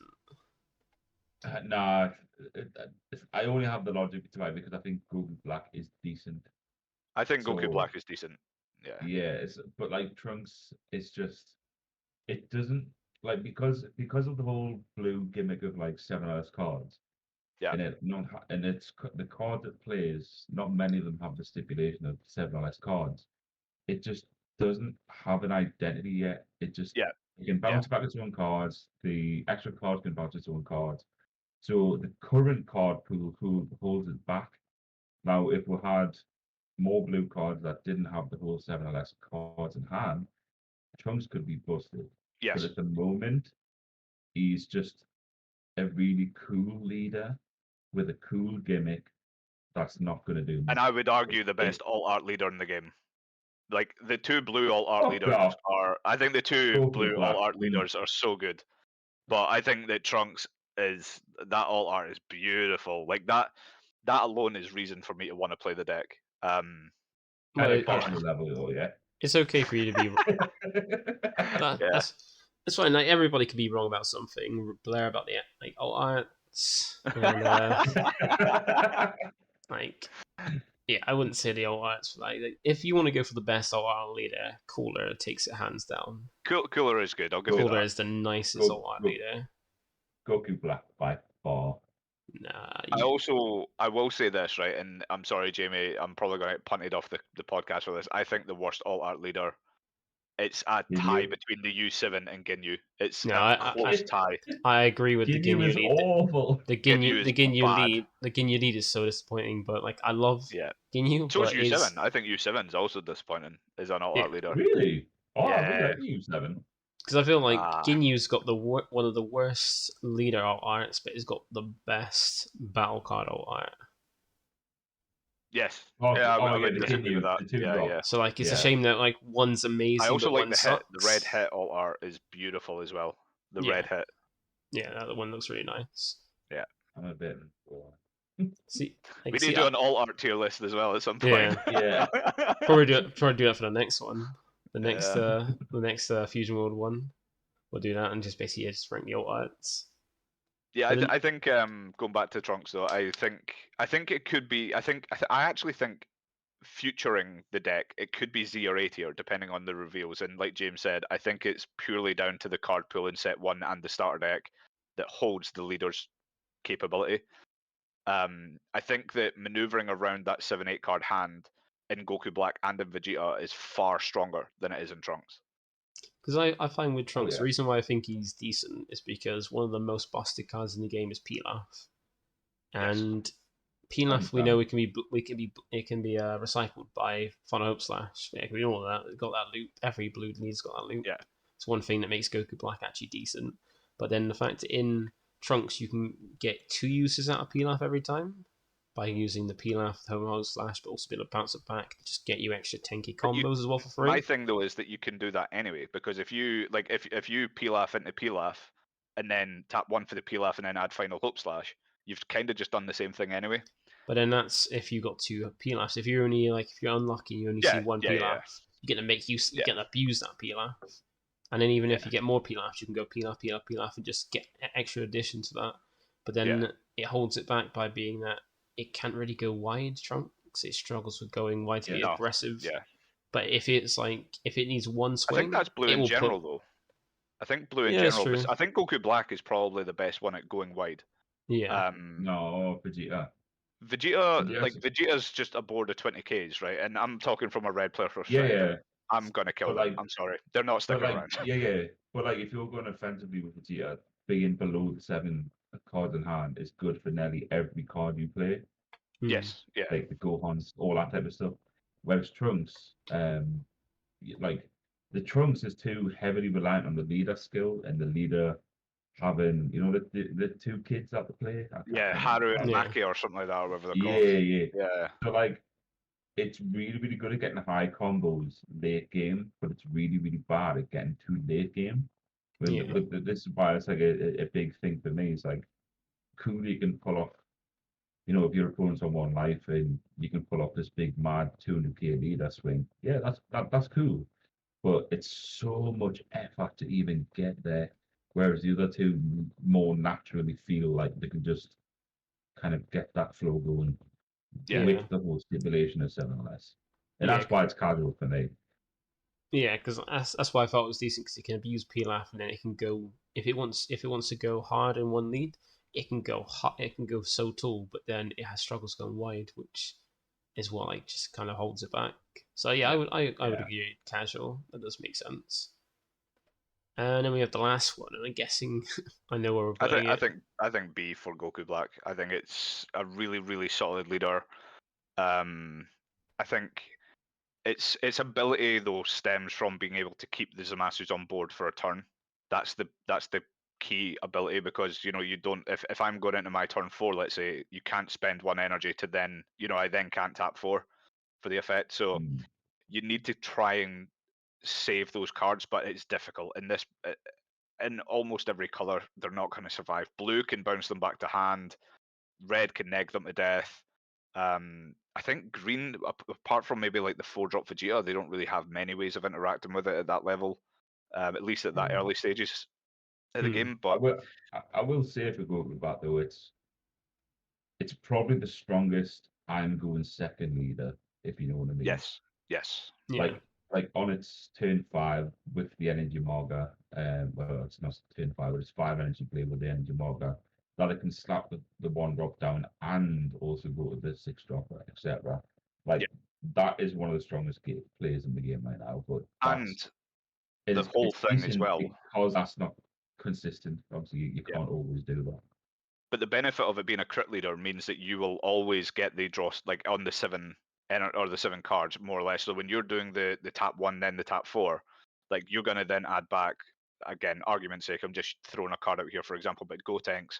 You then play the Gotenks, who then adds the Trunks and the Goten back to hand, and then maybe you were at 6, you're now at 8, right? You've got 2 10Ks in hand, but that power is wild. Like, it's so strong. And Goku Black is so easy to defend. The only card in the game that it's not easy to defend against is Broly. Broly's the only card that makes this an absolute bollock to try and protect. But any other color, any other leader, I mean, yellow, fair enough. You know, Frieza has a 10-card hand and they've got the 4-drop on board. Well, it's probably dead, right? I'm probably just going to throw a supernova or 2 on it and watch it crumble. And it's like, at that point, it's going to be nearly impossible to protect. But, you know, I think against Red, Goku Black is probably, for me, one of the best blue decks. I think Vegeta is also really, really ridiculously strong into Red. But Goku Black being a crit leader as well is a big thing into Red. Red, I don't think deals with crit leaders all that well. Goku Black benefits more from being a crit leader than the other crit leaders. Yeah, I would agree. But are you focusing on playing it as like the archetype focused or just generic good stuff blue? For Goku Black, it's archetype. It's like you've got to play Ego Wasus. You've got to find Goku Black. Nah. Like, have you not seen the like just looping Final Hope Slash and just keeping like just swinging crit and just staying on crit? I've watched your game. Yeah. I've watched a few of your videos of Goku Black. It seems okay. Is really that's all I can get it. Because like with the archetype, it just seems ass because it's got to focus on keeping that Zamasu around, which every color has a way to deal with it quite easily. Like yellow will just rest it and kill it. Red will neg it. Blue will bounce it or spin it to the bottom of your deck, and then green is just going to pop it with that Vegeta they're going to see when they get to the 4 energy play, and just go, I'll happily discard a card to pop it, and then you, like some of them are like, Luster, like, why did it put 2 skillless cards in one of its Zamasus and Goku Blacks? Just as beyond me. That just makes no sense. Although I'm not against the skillless Goku Black though, because it is essentially for 3 energy you get, like, if you're playing the 1-drop that bottom decks a 1-drop, that can also be very good. And then, you know, like for example, if you're playing red, it gets rid of the Whis -5 constantly, which is just a pain in the ass to deal with sometimes. But being able to like just tap 1 bottom deck something, and even again depending on like the situation of the turn, like they might be on 5 life for example, and you can tap 1, play the 15k vanilla, and just swing that, and then bottom deck it off your leader, and then play out the 30k. And it's a 4 cost as well, which means that a lot of colors don't deal with it all that well, and it's a 30k as well. But yeah, I'm not against that vanilla Goku Black, but yeah, I do. I can see your point though, and it is a 10k the vanilla. Yeah. It's always nice a 10k combo. Because one nice thing is like all its pieces for its archetype are 10k. Like the Zamasus are all 10k. The Goku Blacks like the SR are 10k. But then it's got 2 skillless in its archetype. It's got 1 Zamasus decent, but it revolves around 1 cost. It's got another one that's a shit blocker, and then it's got it's only a blocker if you've got a Goku Black. Yeah, and then it's got a really good SR Goku Black. It's got a decent Goku Black that draws a card. But then it's the Zamasus that hold it out, and then its effect is heavily archetype. But if you go for the generic, just good stuff blue, you've got the crit side of it, which just swing crit, and then you just go and peel off Final Hope Slash, just put in a 40k crit, which they're most likely taking rather than wasting a load of cards comboing out. And then you don't really need to awaken, you just keep pushing that, you just defend yourself with using your 10k combos, just keep swinging crit, and then thanks to crit, you're making sure that you're keeping your same hand size because you're looping the Final Hope Slash and Pilaf, just looping that over and over again because that's busted. While they're dead losing resources but not gaining anything, and you're not gaining any fever, so you're keeping them, so you're both at the same size, but you're pushing some huge swings, which once they get the 4 less life, that's when they're going to start losing cards trying to like out combo 40k on every time you go for a leader swing. And then you've still got the 6-drop, but then late game when you go into it, just go around. We're just gonna have the 6-drop come out, because you're playing like just a 6-drop and like 1 or 2 of the Zamasus to kind of like make it cheaper, or even paying 6 for it just to close out a game. That's why I feel like is a better one. But yeah, the Archetype, if it didn't have the skill list, would be really nice. But as just which you never know with the next set, because the next set's Zamasu, so there could be that new Zamasu is really Zamasu nice. Goku Blacks to the Zamasu. Well, I'm iffy with it. Again, it being a 25k is nice, and its ability to just like keep its life up, but it doesn't draw. So there needs to be some form of heavy draw in that archetype. Oh no, I mean ESR. Sorry. I'll make the leader. Because I like that. The Zamasu leader, just one more One Piece reference. And Nell was busted, by the way, and it didn't draw, and it regained life all the time. Yeah, I'm just saying. Yeah, and also, honestly, it could be. And there's a massive in the next set as well to go on that one, is that it requires you to tap one into your discard a card. It's like, I'll discard a Pilaf, I'll then pay a Pilaf to grab that Pilaf back, and I'll combo off that Pilaf, and I'll just keep looping that. You just discard it and grab back with Pilaf. Yeah. As long as that Pilaf is not errata to add itself back, etc., it will always be blues like major. Yes, I don't draw, but I'm always going to have a 3/10k all the time. Yeah. So I agree. Moving on through this, now we've got blue out. So blue and like red are kind of like matching with just different tiers, and where like the starter leader goes, where the crit leader goes, and where the supposedly best leader people fought for it has gone. It's not too bad. Two in each tier. No trash so far, but we've still got 4 to go. We'll go the androids first, because I know there's a lot of we had a lot of talk about the androids a bit before. Yeah. I'm gonna just, for me personally, I would slam both of those in A tier. I think androids and Gohan. Yep. Fuck off. Gohan strong, androids casual. No. I would say androids is decent. I wouldn't say it's strong, because it's got the weakness. Like it's got the more like risky kind of, like as we said before with the ramp. It's like high risk, high reward. If you can get it off, and you're sailing through. If you fail it and you mess up, you might as well just like retire the game. Yeah, I mean, for me personally, in the androids list, I have like eight ramp targets, so to speak, between the Vegeta as well. 12. Actually, that does not go top a decent man. Oh, I think it does. Androids. I think this is the first one where we've all got a different view. Where like James is like, it's casual. I genuinely want you to watch like one of my most recent matches, which I think was against Green Gohan, and the guy had a fully built Green Gohan list. It was a really competitive match. I massacred him. Like it's not even close. I genuinely believe in that much in androids that it's mind blowing how much it's been slept on. It really is. No way. I play like if I was to play against androids, I'd go okay. I think your issue though is that you haven't played against them. This game's but like even like with the tools that they have, I'd be like, okay, this is probably an easy game. If I play against Gohan, I'm like, this is going to be a bit of a struggle, and a little bit the same with Broly. So that's I just can't. I don't see. Like, fair enough, they're decent because they're green and they have access to the other green decks. But they're not top of that decent list. They don't. The thing is, though, is that it doesn't run outside of the Brolys and outside of the Vegetas. Everything else it runs is Android related, and it still runs for me. It still runs better and more consistent than what Gohan does. Broly's different because it ramps from life and it's a 25. That's where it's different. Right. So 6-drop androids, obviously, awesome card. Yep. Do I say that being better than the other 2 green decks? Yes. The 2-drop is okay. You mean the 2-drop Android 18 that functions as a second leader? It's like a second, third, fourth, and fifth leader. It's insane, that card. It's okay, right. So it's insane. So where's the androids topping? Well, this is what I'm saying.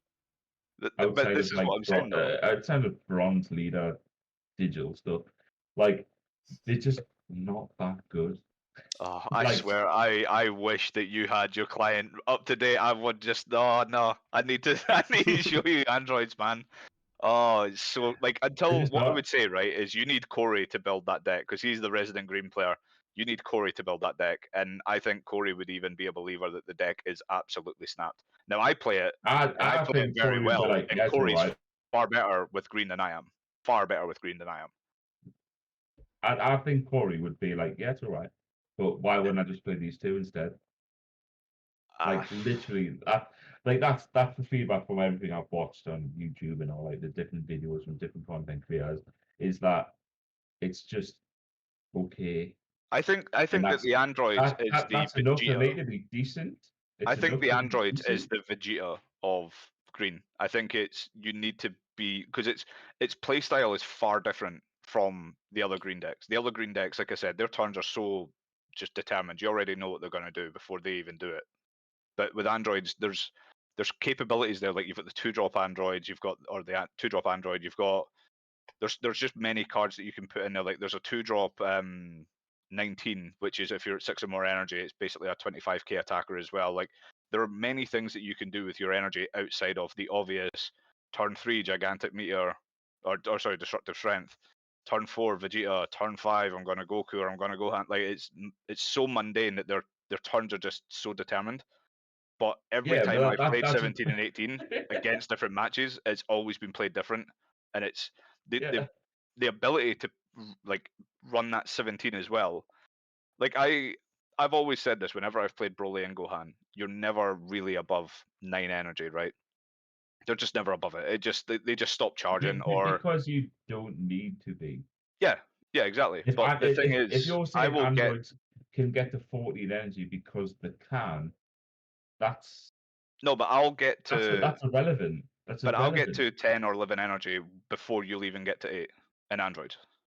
But is it relevant? Yes. Like, what can you do with them 3 extra energy that like the other green decks can't just on do 14 naturally on 14 energy? For like random like robot. Aye. Surprise appearance. I know. I may interrupt anything. No, but the podcast. Yeah. Okay, my bad. I guess I'll go, but all hail set 1 freeze or star deck freezer. There you go. We put it in Z tier. There you go. Actually, Peter, while you're here, right? Yeah. Androids on a Zeta D tier. Where would you put them? I to be honest, I'm surprised Beerus is C tier. I'd put Beerus higher than Android.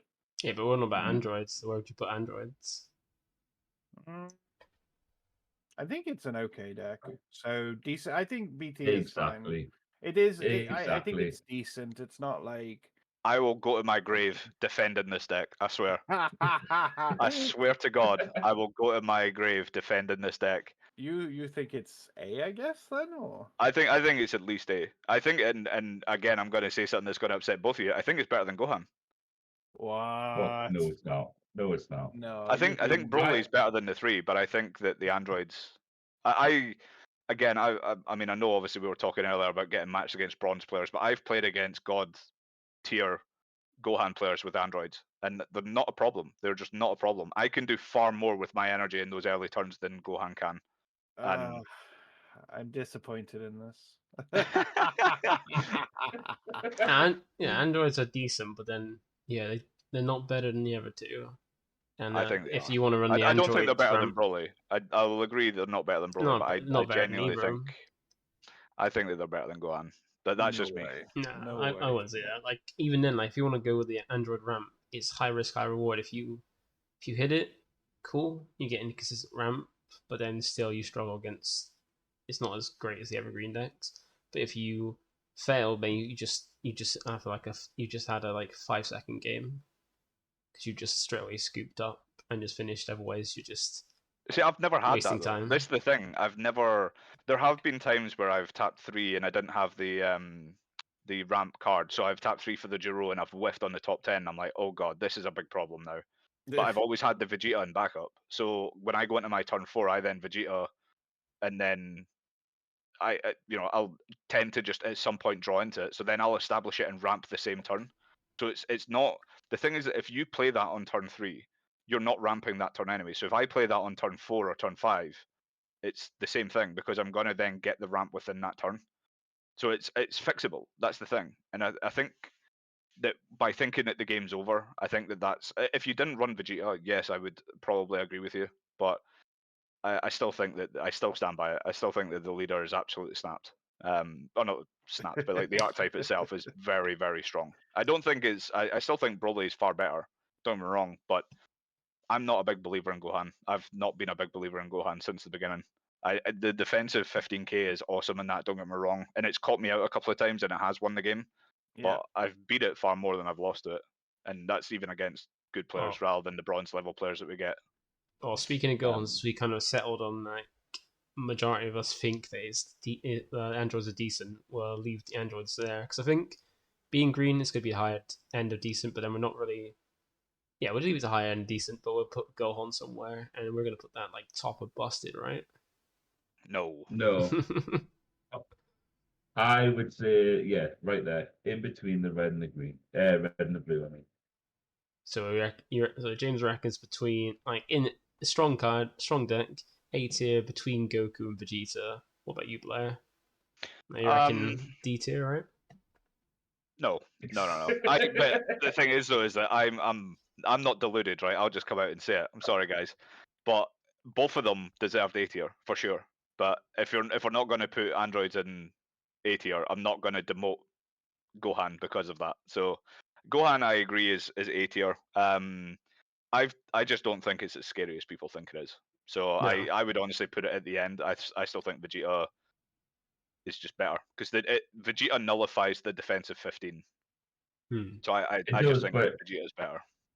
It does, but you've got to kind of engage with the whole fact that the Vegeta requires a good player and like so. But if we're talking by that, then spectrum. Vegeta should be D tier. Because if we're talking, you need a good pilot. Like, nah, you've got to take the pilot out of it.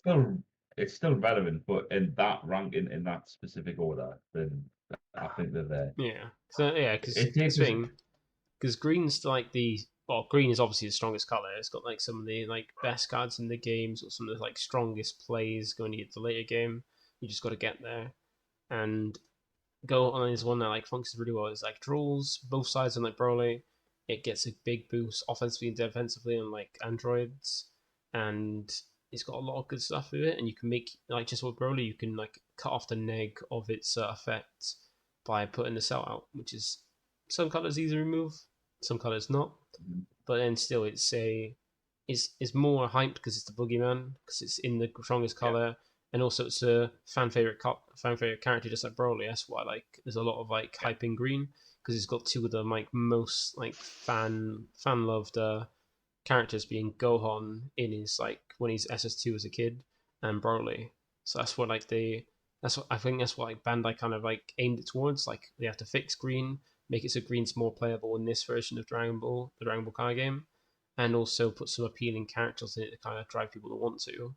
So green being an easy way to play, a strong color, plus having fan favorite characters just makes it the most hyped, not just because it's strong, but because of all aspects really. But I think it is a strong one. I would put it strong higher than Goku, but I do agree that's probably a good showing to play between those two leaders in the keep it in A, but between those two, because U7 can body it. But then Gohan, I think my thing with U7 is if you build U7 properly, you can actually build it to compete very well into Broly. Mm-hmm. And if you can compete well into Broly, you can already compete well into Gohan. That's the way I see it, because defensively, Broly's the more difficult deck to break down. Yeah, and it is. But that's where you trickle down though. If you look how we're at it now, Frieza has a pretty good matchup against Broly, against Goku, against the Gohan, and then it laughs at the androids. And do you know what I mean? That's how you've got to trickle it down. That's how I'm looking at this. So Gohan does have a good matchup against Broly, and you can pilot it that way. But then if you look at the other two decks on the side of it, if you trickle it towards Broly, are you really doing it against Vegeta? Are you really doing it against Frieza? Are you really doing it against Goku? Yeah. And that's how I'm trying to understand it. So this is where the logic for me comes into it, where if I look at the top deck and look at the green leaders, because obviously a lot of people will like kind of probably agree that the green is the strongest, and it arguably is, but Frieza is the strongest deck. How does he match up into these colours? And it's definitely in that order we'll put it by far. Mm-hmm. I can't. I will never admit you're right. I'm sorry. I will never ever admit you're right on this. Right. But tell you People what, in the north understand. Nah. Don't care. Well, I'm a Scotsman. When we're wrong, we stick to it. I don't care, right? Right. All right. So this is easy D. We'll bring us to last two. So we got Ginyu. No. Easy D. No, there's no way Ginyu's a D. I honestly don't think there's any D, right? I don't think that there's any D tier leader at all. I think it's C. I think that Ginyu is very strong in most colors. I think that the only deck it severely struggles into is Broly, and I actually think red is quite difficult for it as well, because while you build a board, we can keep removing it on the same time. So it's like I still think Ginyu's decent. Like, I don't know where all these wrong takes are coming from, you players. Like, androids being way better, Gohan being terrible. Ginyu is high decent at most. Yeah, I could get on board with decent. This is I where could even get on board with saying strong, but this is where I put it. Like, have you seen a decent Ginyu player? Have you seen a decent Ginyu player? Like, I don't believe who. And I still don't care about the deck. I've played again. Like so I am a Frieza player. I don't struggle against Ginyu at all, so that's where my perspective comes from. Yeah. And I just like, even as the red, the Zoroku, let's say, I don't care about Ginyu. I've never played green, and I've played a little bit of blue. But like for the two decks I do play, Ginyu's just not a problem. Like, I don't care about him. You're just not playing good Ginyu players. That's what's it. You're not playing good Ginyu players. Sorry. I mean, it could be that. It could be that. Because this is why I put okay. Honestly. So it's fine for that to be Ginyu, but not Android 17. No. That's not where I'm putting it. That's what I'm putting it, because we're gonna go with like the majority view is where we're gonna put it. But like this is honestly where I put it. There's no 2 out of 1 that's strong. I'm just saying that this is where I put it, because it's a very strong deck. It's very, very strong aggro, and the only deck it struggles with is Broly. Like, you can say like red can deal with it with Frost, but Frost can easily be taken out. You can easily pop Frost, and you wasted your turn, and I'm gonna slap you for it. But if you're building right, if you're deck building, there's 100% a reason to run Golden Death Beam in yellow, and it's for Frost. If you're not playing red, you charge the card, right? That's it. Yeah. But everybody's talked about how that card from the starter deck is ass, and I'm like, it deals with the biggest threat to your color. It's not terrible. It can't be. It cannot be terrible under those rules. You need to be running that card 100%. If you're not running that the card, 1-drop Frieza, the Golden Death Beam. There you go. It's dead, right? And now you're free to play your game. And I've just wasted an entire turn establishing something that didn't stop you even a little. Like, that's the thing for me, right? But if I'm placing this in a tier list, I would have to go the back end of strong or the top end of decent. I don't think it's. So this is where you put it there. Either there or alongside the Vegeta on the right, but that would be. Yeah, to be fair, for me, it would be as close as I could go. It is the highest decent, or it's between Gohan and Vegeta. Back, guys. All right. Yeah. If both of you are saying like the highest you put it, or the highest you probably put it is decent, with like there, but I honestly think it's Z tier, probably like the best deck in the game. Or at least the strongest A tier one, just because its only bad matchup is Broly. That's literally it. That's why I see it. And even against Broly, you can mitigate that by if you see enough of your bonds cards, like the battle trick, and the draw card to keep your hand size up, so you can actually combo when you're swinging with all these cards. It's not too bad. Remember as well. I think right. It was Z tier on the lines of Frieza and people have to like kind of understand that. When people were first doing these tier lists and Ginyu was before Frieza, right? It was because not everyone had all of the Ginyu stuff to put into Frieza. But as soon as you can do the Ginyu Raccoon Bird-Eye or whatever you need to put into freezer, they realise, oh shit, this is stronger. So Ginyu's never ever going to be above freezer. But at a push, if you want to put A tier, it's not the strongest A tier, but it's definitely. Yeah, I agree with that. It is pretty strong. Gohan, I think it's between Gohan and Goku. Like having like 14 to 15 swings in a single turn, and having the wasting time. Though, you should never, as a player, allow that to happen to you, right?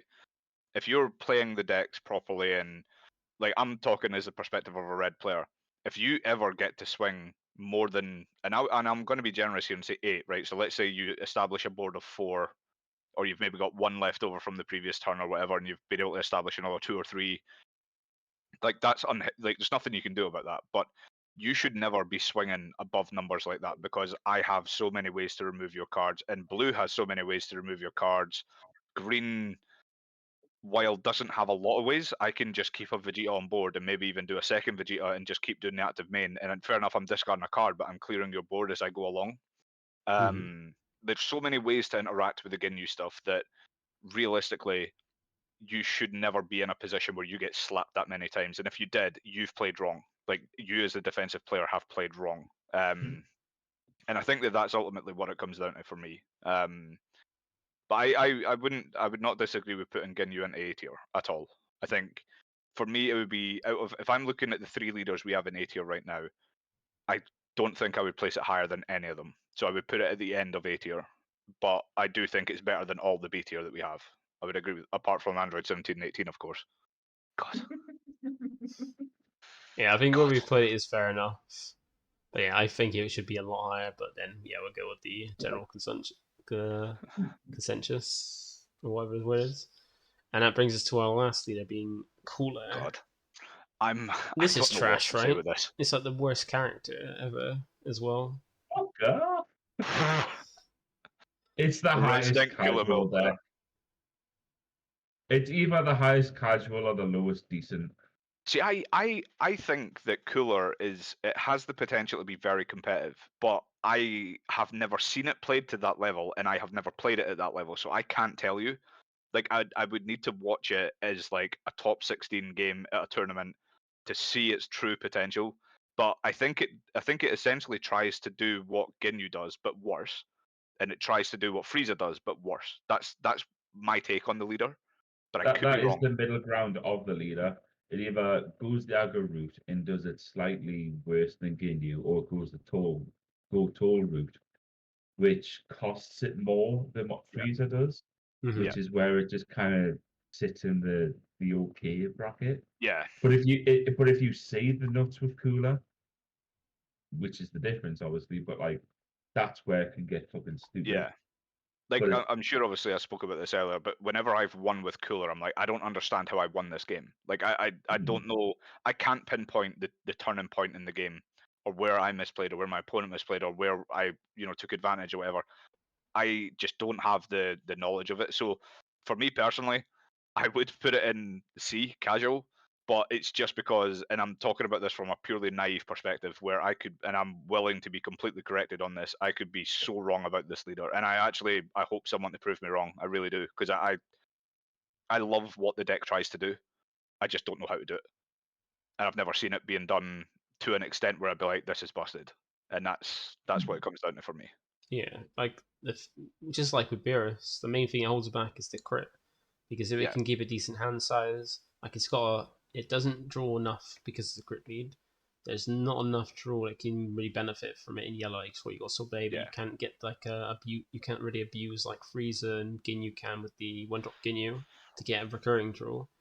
Like, you can go Banan and Ginyu, but then that's hoping you get a turn 1-2 turn play, and you're not doing much else. And like, you're getting like, and you need to hope they can't remove them. Yeah, and if they can remove them, you've basically just wasted cards playing that. Yeah, but you take it away from your hand. And if they can't remove them, you're just getting that one extra draw turn, like mostly just get for free. But then it's once it awakens and can start using its effects, which is really good to keep restanding some like attackers, like 30k attackers, to keep swinging with them twice. Is really nice. And it's great. It's defensive as well. Yeah, that's really good because you get double attack, and then when your opponent swings it the first time, you can. The problem is that you have to spend a card to out combo, then you have to spend a card to untap it. So like defensively, it's costing you potentially 2 or more cards from hand, which is the issue. But as I was saying to you before, was that I put in the Ginyu draw card because I run the Ginyu package, and that's the only way I can keep my hand size up in that deck. Yeah. And it's not even up to the point of Frieza, where Frieza's like 11, 12, 13 cards, easy peasy, and they're just sitting back and chill.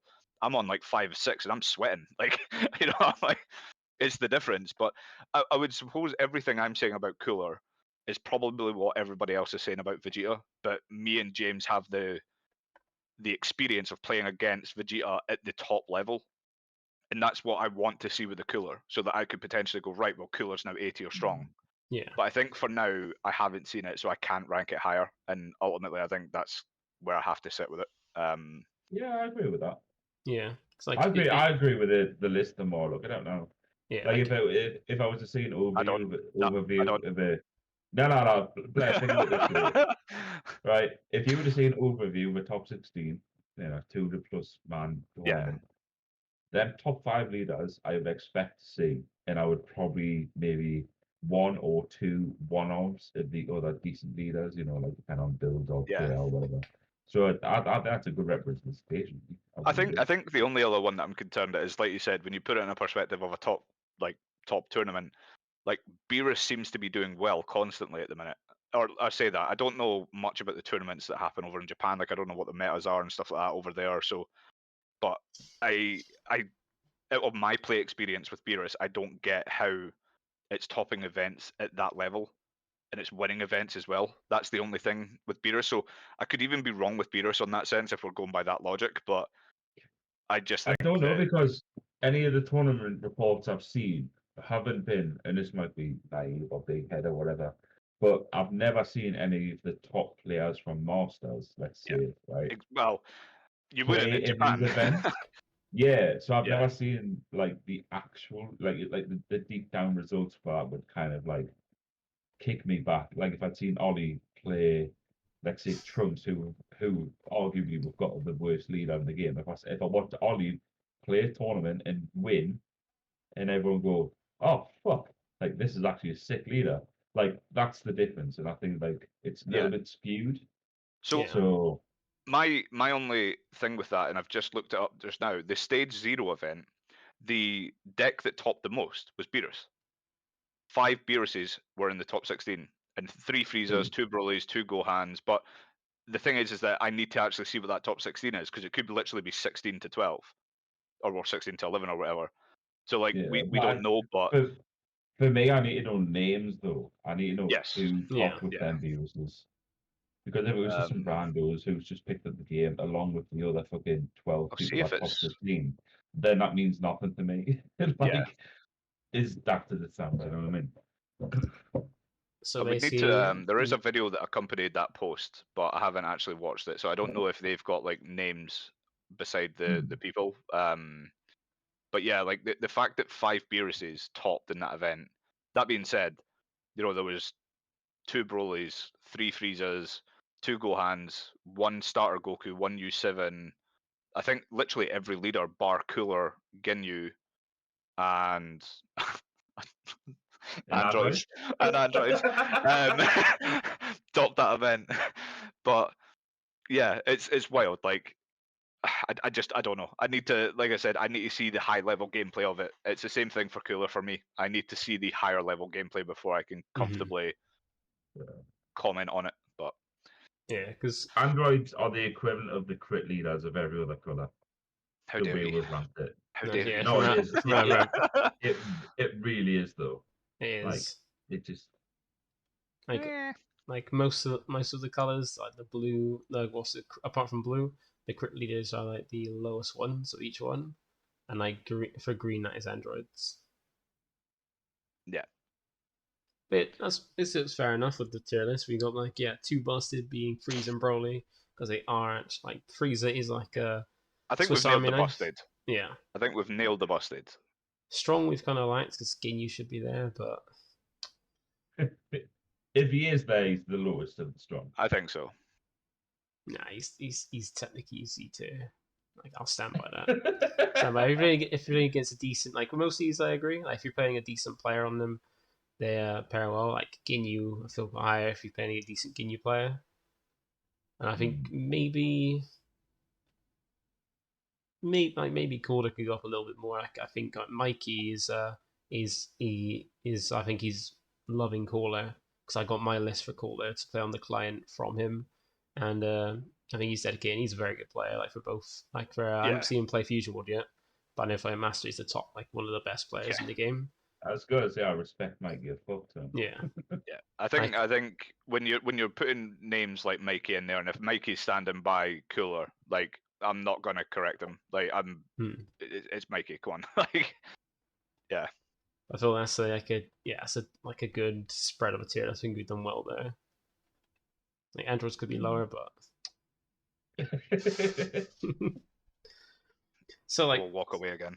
So that is the tier list version part of the podcast. Now we're going out and like we aimed to do last time, and we'll try to do for future ones, is close out with a game. So while we get ready, we're gonna get ready where James is gonna play against Blair and see like who wins. I wish I had androids. Yep. Well, it's 25k defensively, but it's still horrible for you as well. Do you want second there? Yeah.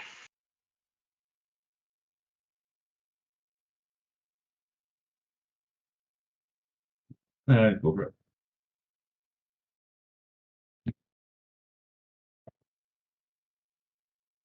We'll go lead.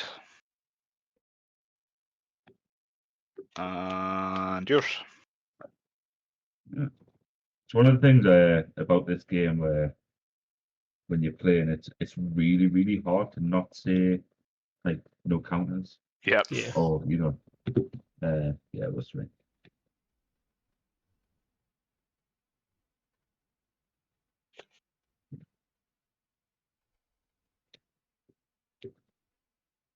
It's all on the table. Bills.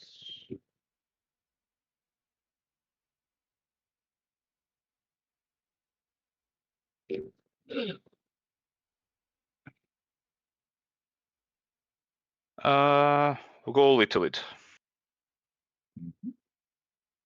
Just 10.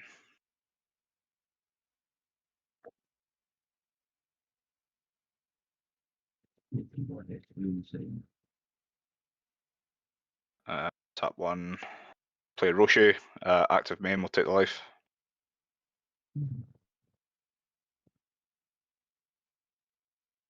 Tap 1. Roshi draw. And then your spit.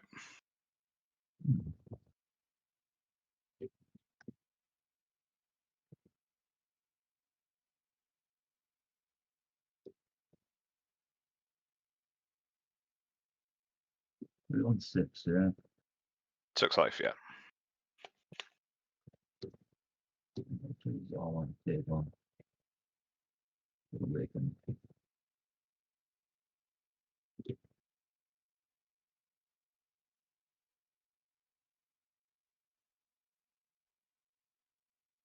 We're still in lead.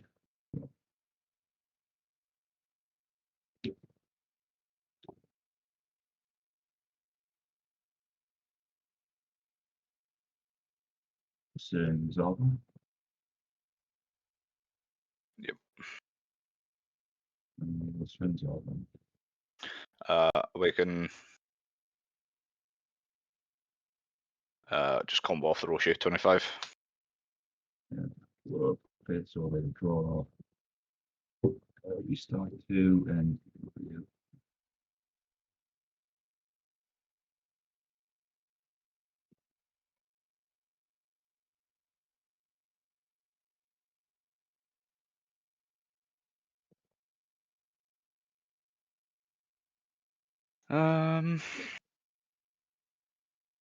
We'll go at lead. yeah. Any blocks? Nah, you're good. Yeah. We'll go 30, mate.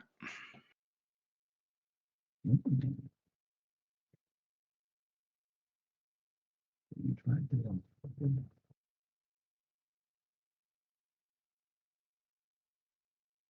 Everyone's all 1 in 10. 35.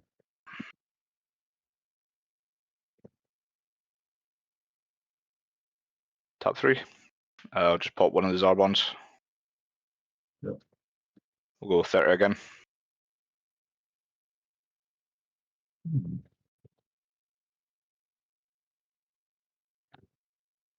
Ferdinand? 11. Yeah, okay. Sure. And then yours. What's his base? 25 in it. 25 on your turn, yeah. Use a 3 cost. Yes.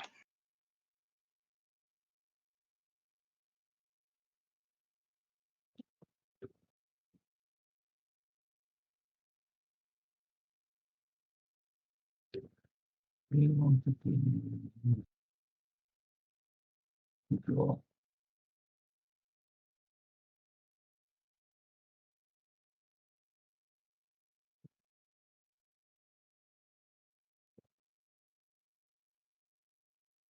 Shortcut, they can use them tap.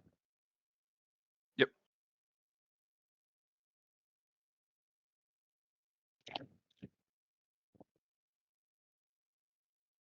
Swing, can you with me? Yep. Just 25. Combo 5. 20. Swing, Zorbon, please. Yep. Just 20. Combo 5.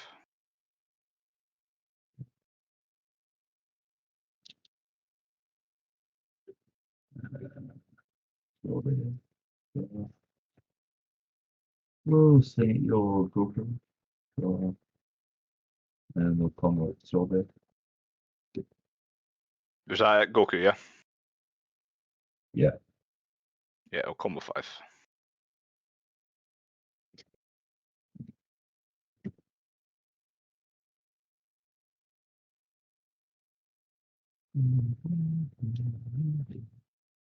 The birthday. We'll swing your Goku again.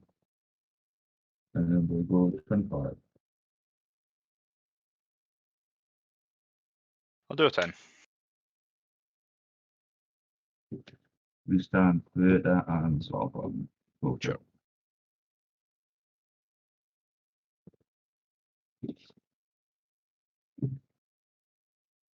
Cards in your hand?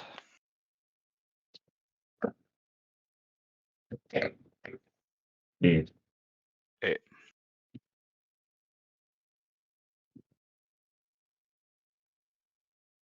We'll go lead to lead.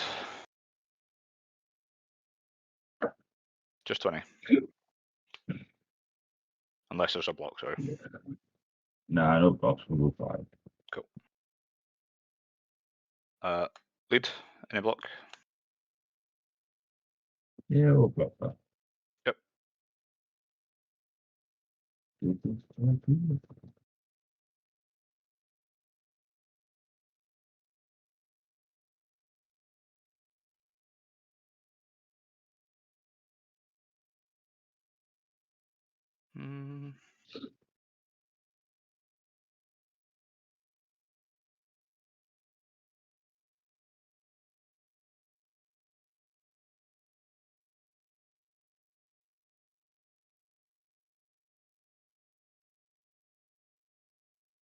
Top 5.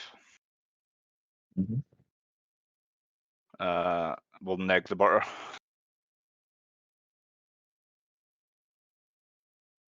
I'll swing at Ginyu for 40 and just 40. Cards down. 1, 2, 3, 4, 5, 6, 7.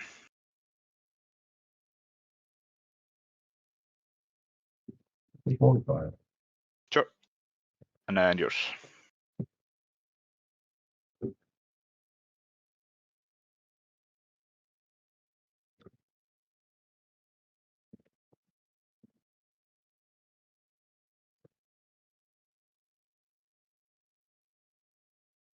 Hmm.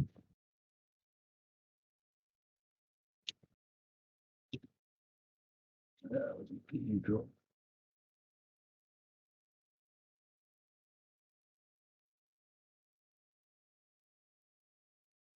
We've got 7 in hand there. 7, yeah.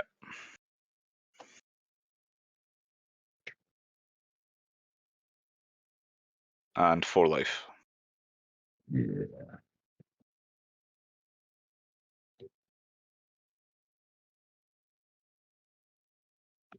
We'll lead. Forgive me.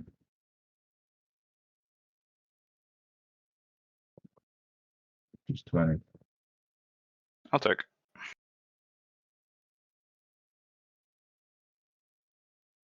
So, leader again. So, Just 20. just 20. Combo 1. They won't begin you. Won't begin you.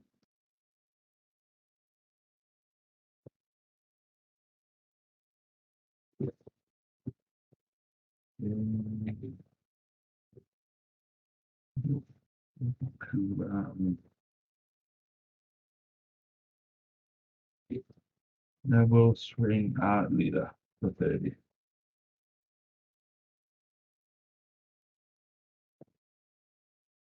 Oh, super. Roost and cooldown again. You go for it. Sure.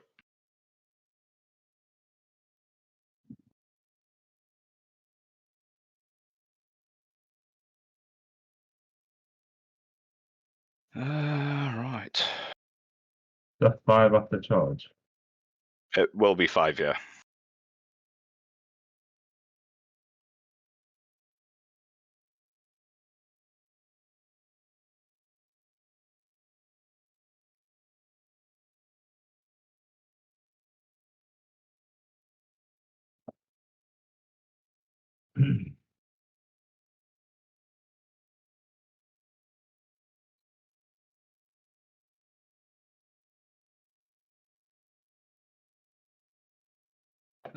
Right. Well, I'll get this out of the way.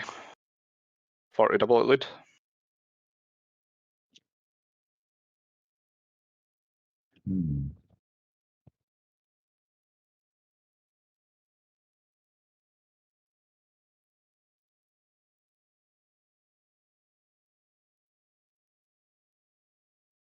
Interesting.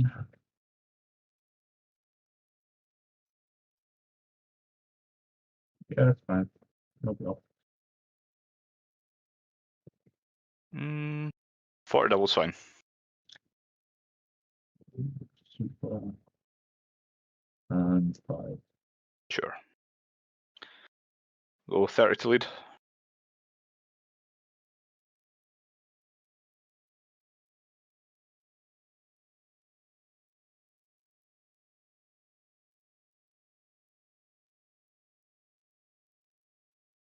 Yeah, that's also fine. Just there.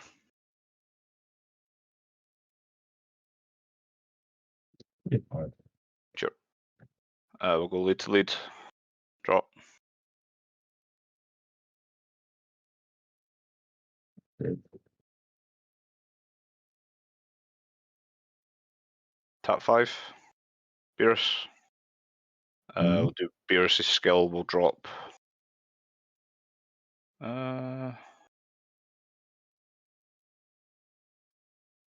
We'll drop this, and we'll kill everything that's 25 or less.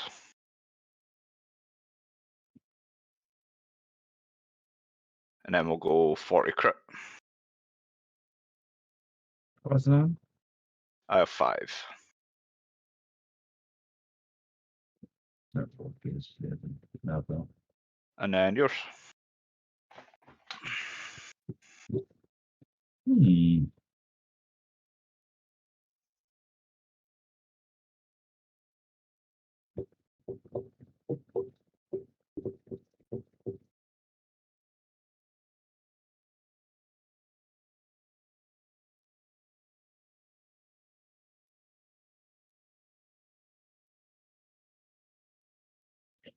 Go lead.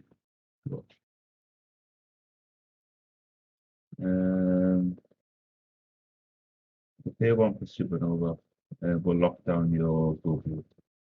Yep. And then just say 40. 40. And how many in hand after that? 3. 3.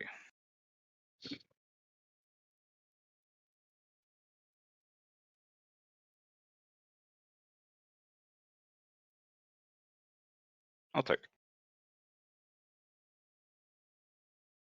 Let's go 30 lead. Yep. Just 30. I'll take. 10 gold. And we'll go 25. Just 25? Just 25. 30. So, street stand up there with them. And then go for it. 2.5. Yep.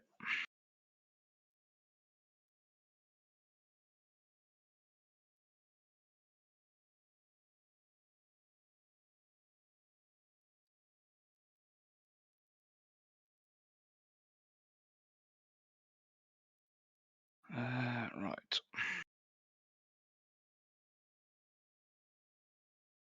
Tap 2. We'll kill Cooler.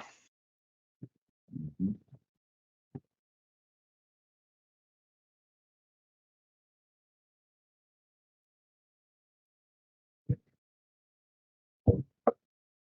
Go lead to lead. Yeah, that's fine. Tap 1. Kamehameha. We'll neg 5 off the King Cold. We'll go 40. Yeah.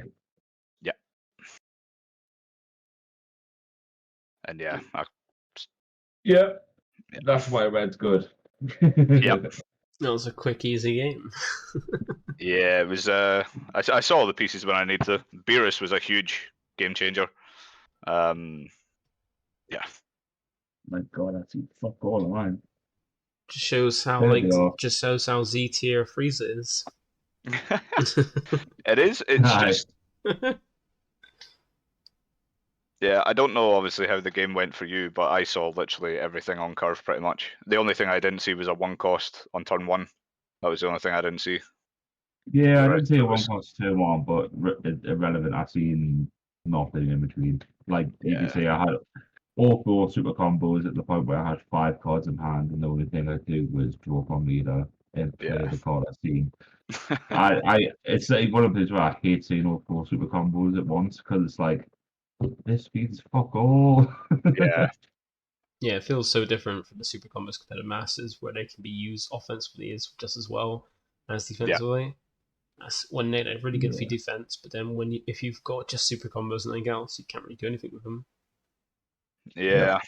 I don't know how I feel about that change, actually. I honestly don't know if I prefer it. I think I maybe prefer it just because of the style of game that Fusion World is, but like when you've trying to go all in into your opponent, and your first decision is, right, well, how many supers have they seen? Have they got energy? Like if you're playing green, for example, like how many gigantic meteors or how much energy do they have up? And then, you know, I mean, I played against the Gohan when I was playing Vegeta on one of my videos, and between, I think it was 2 gigantic meteors and the leader skill, he was 120k, and I was like, so at that point, super combos or not, it's like, well, he's more or less out of the attack anyway.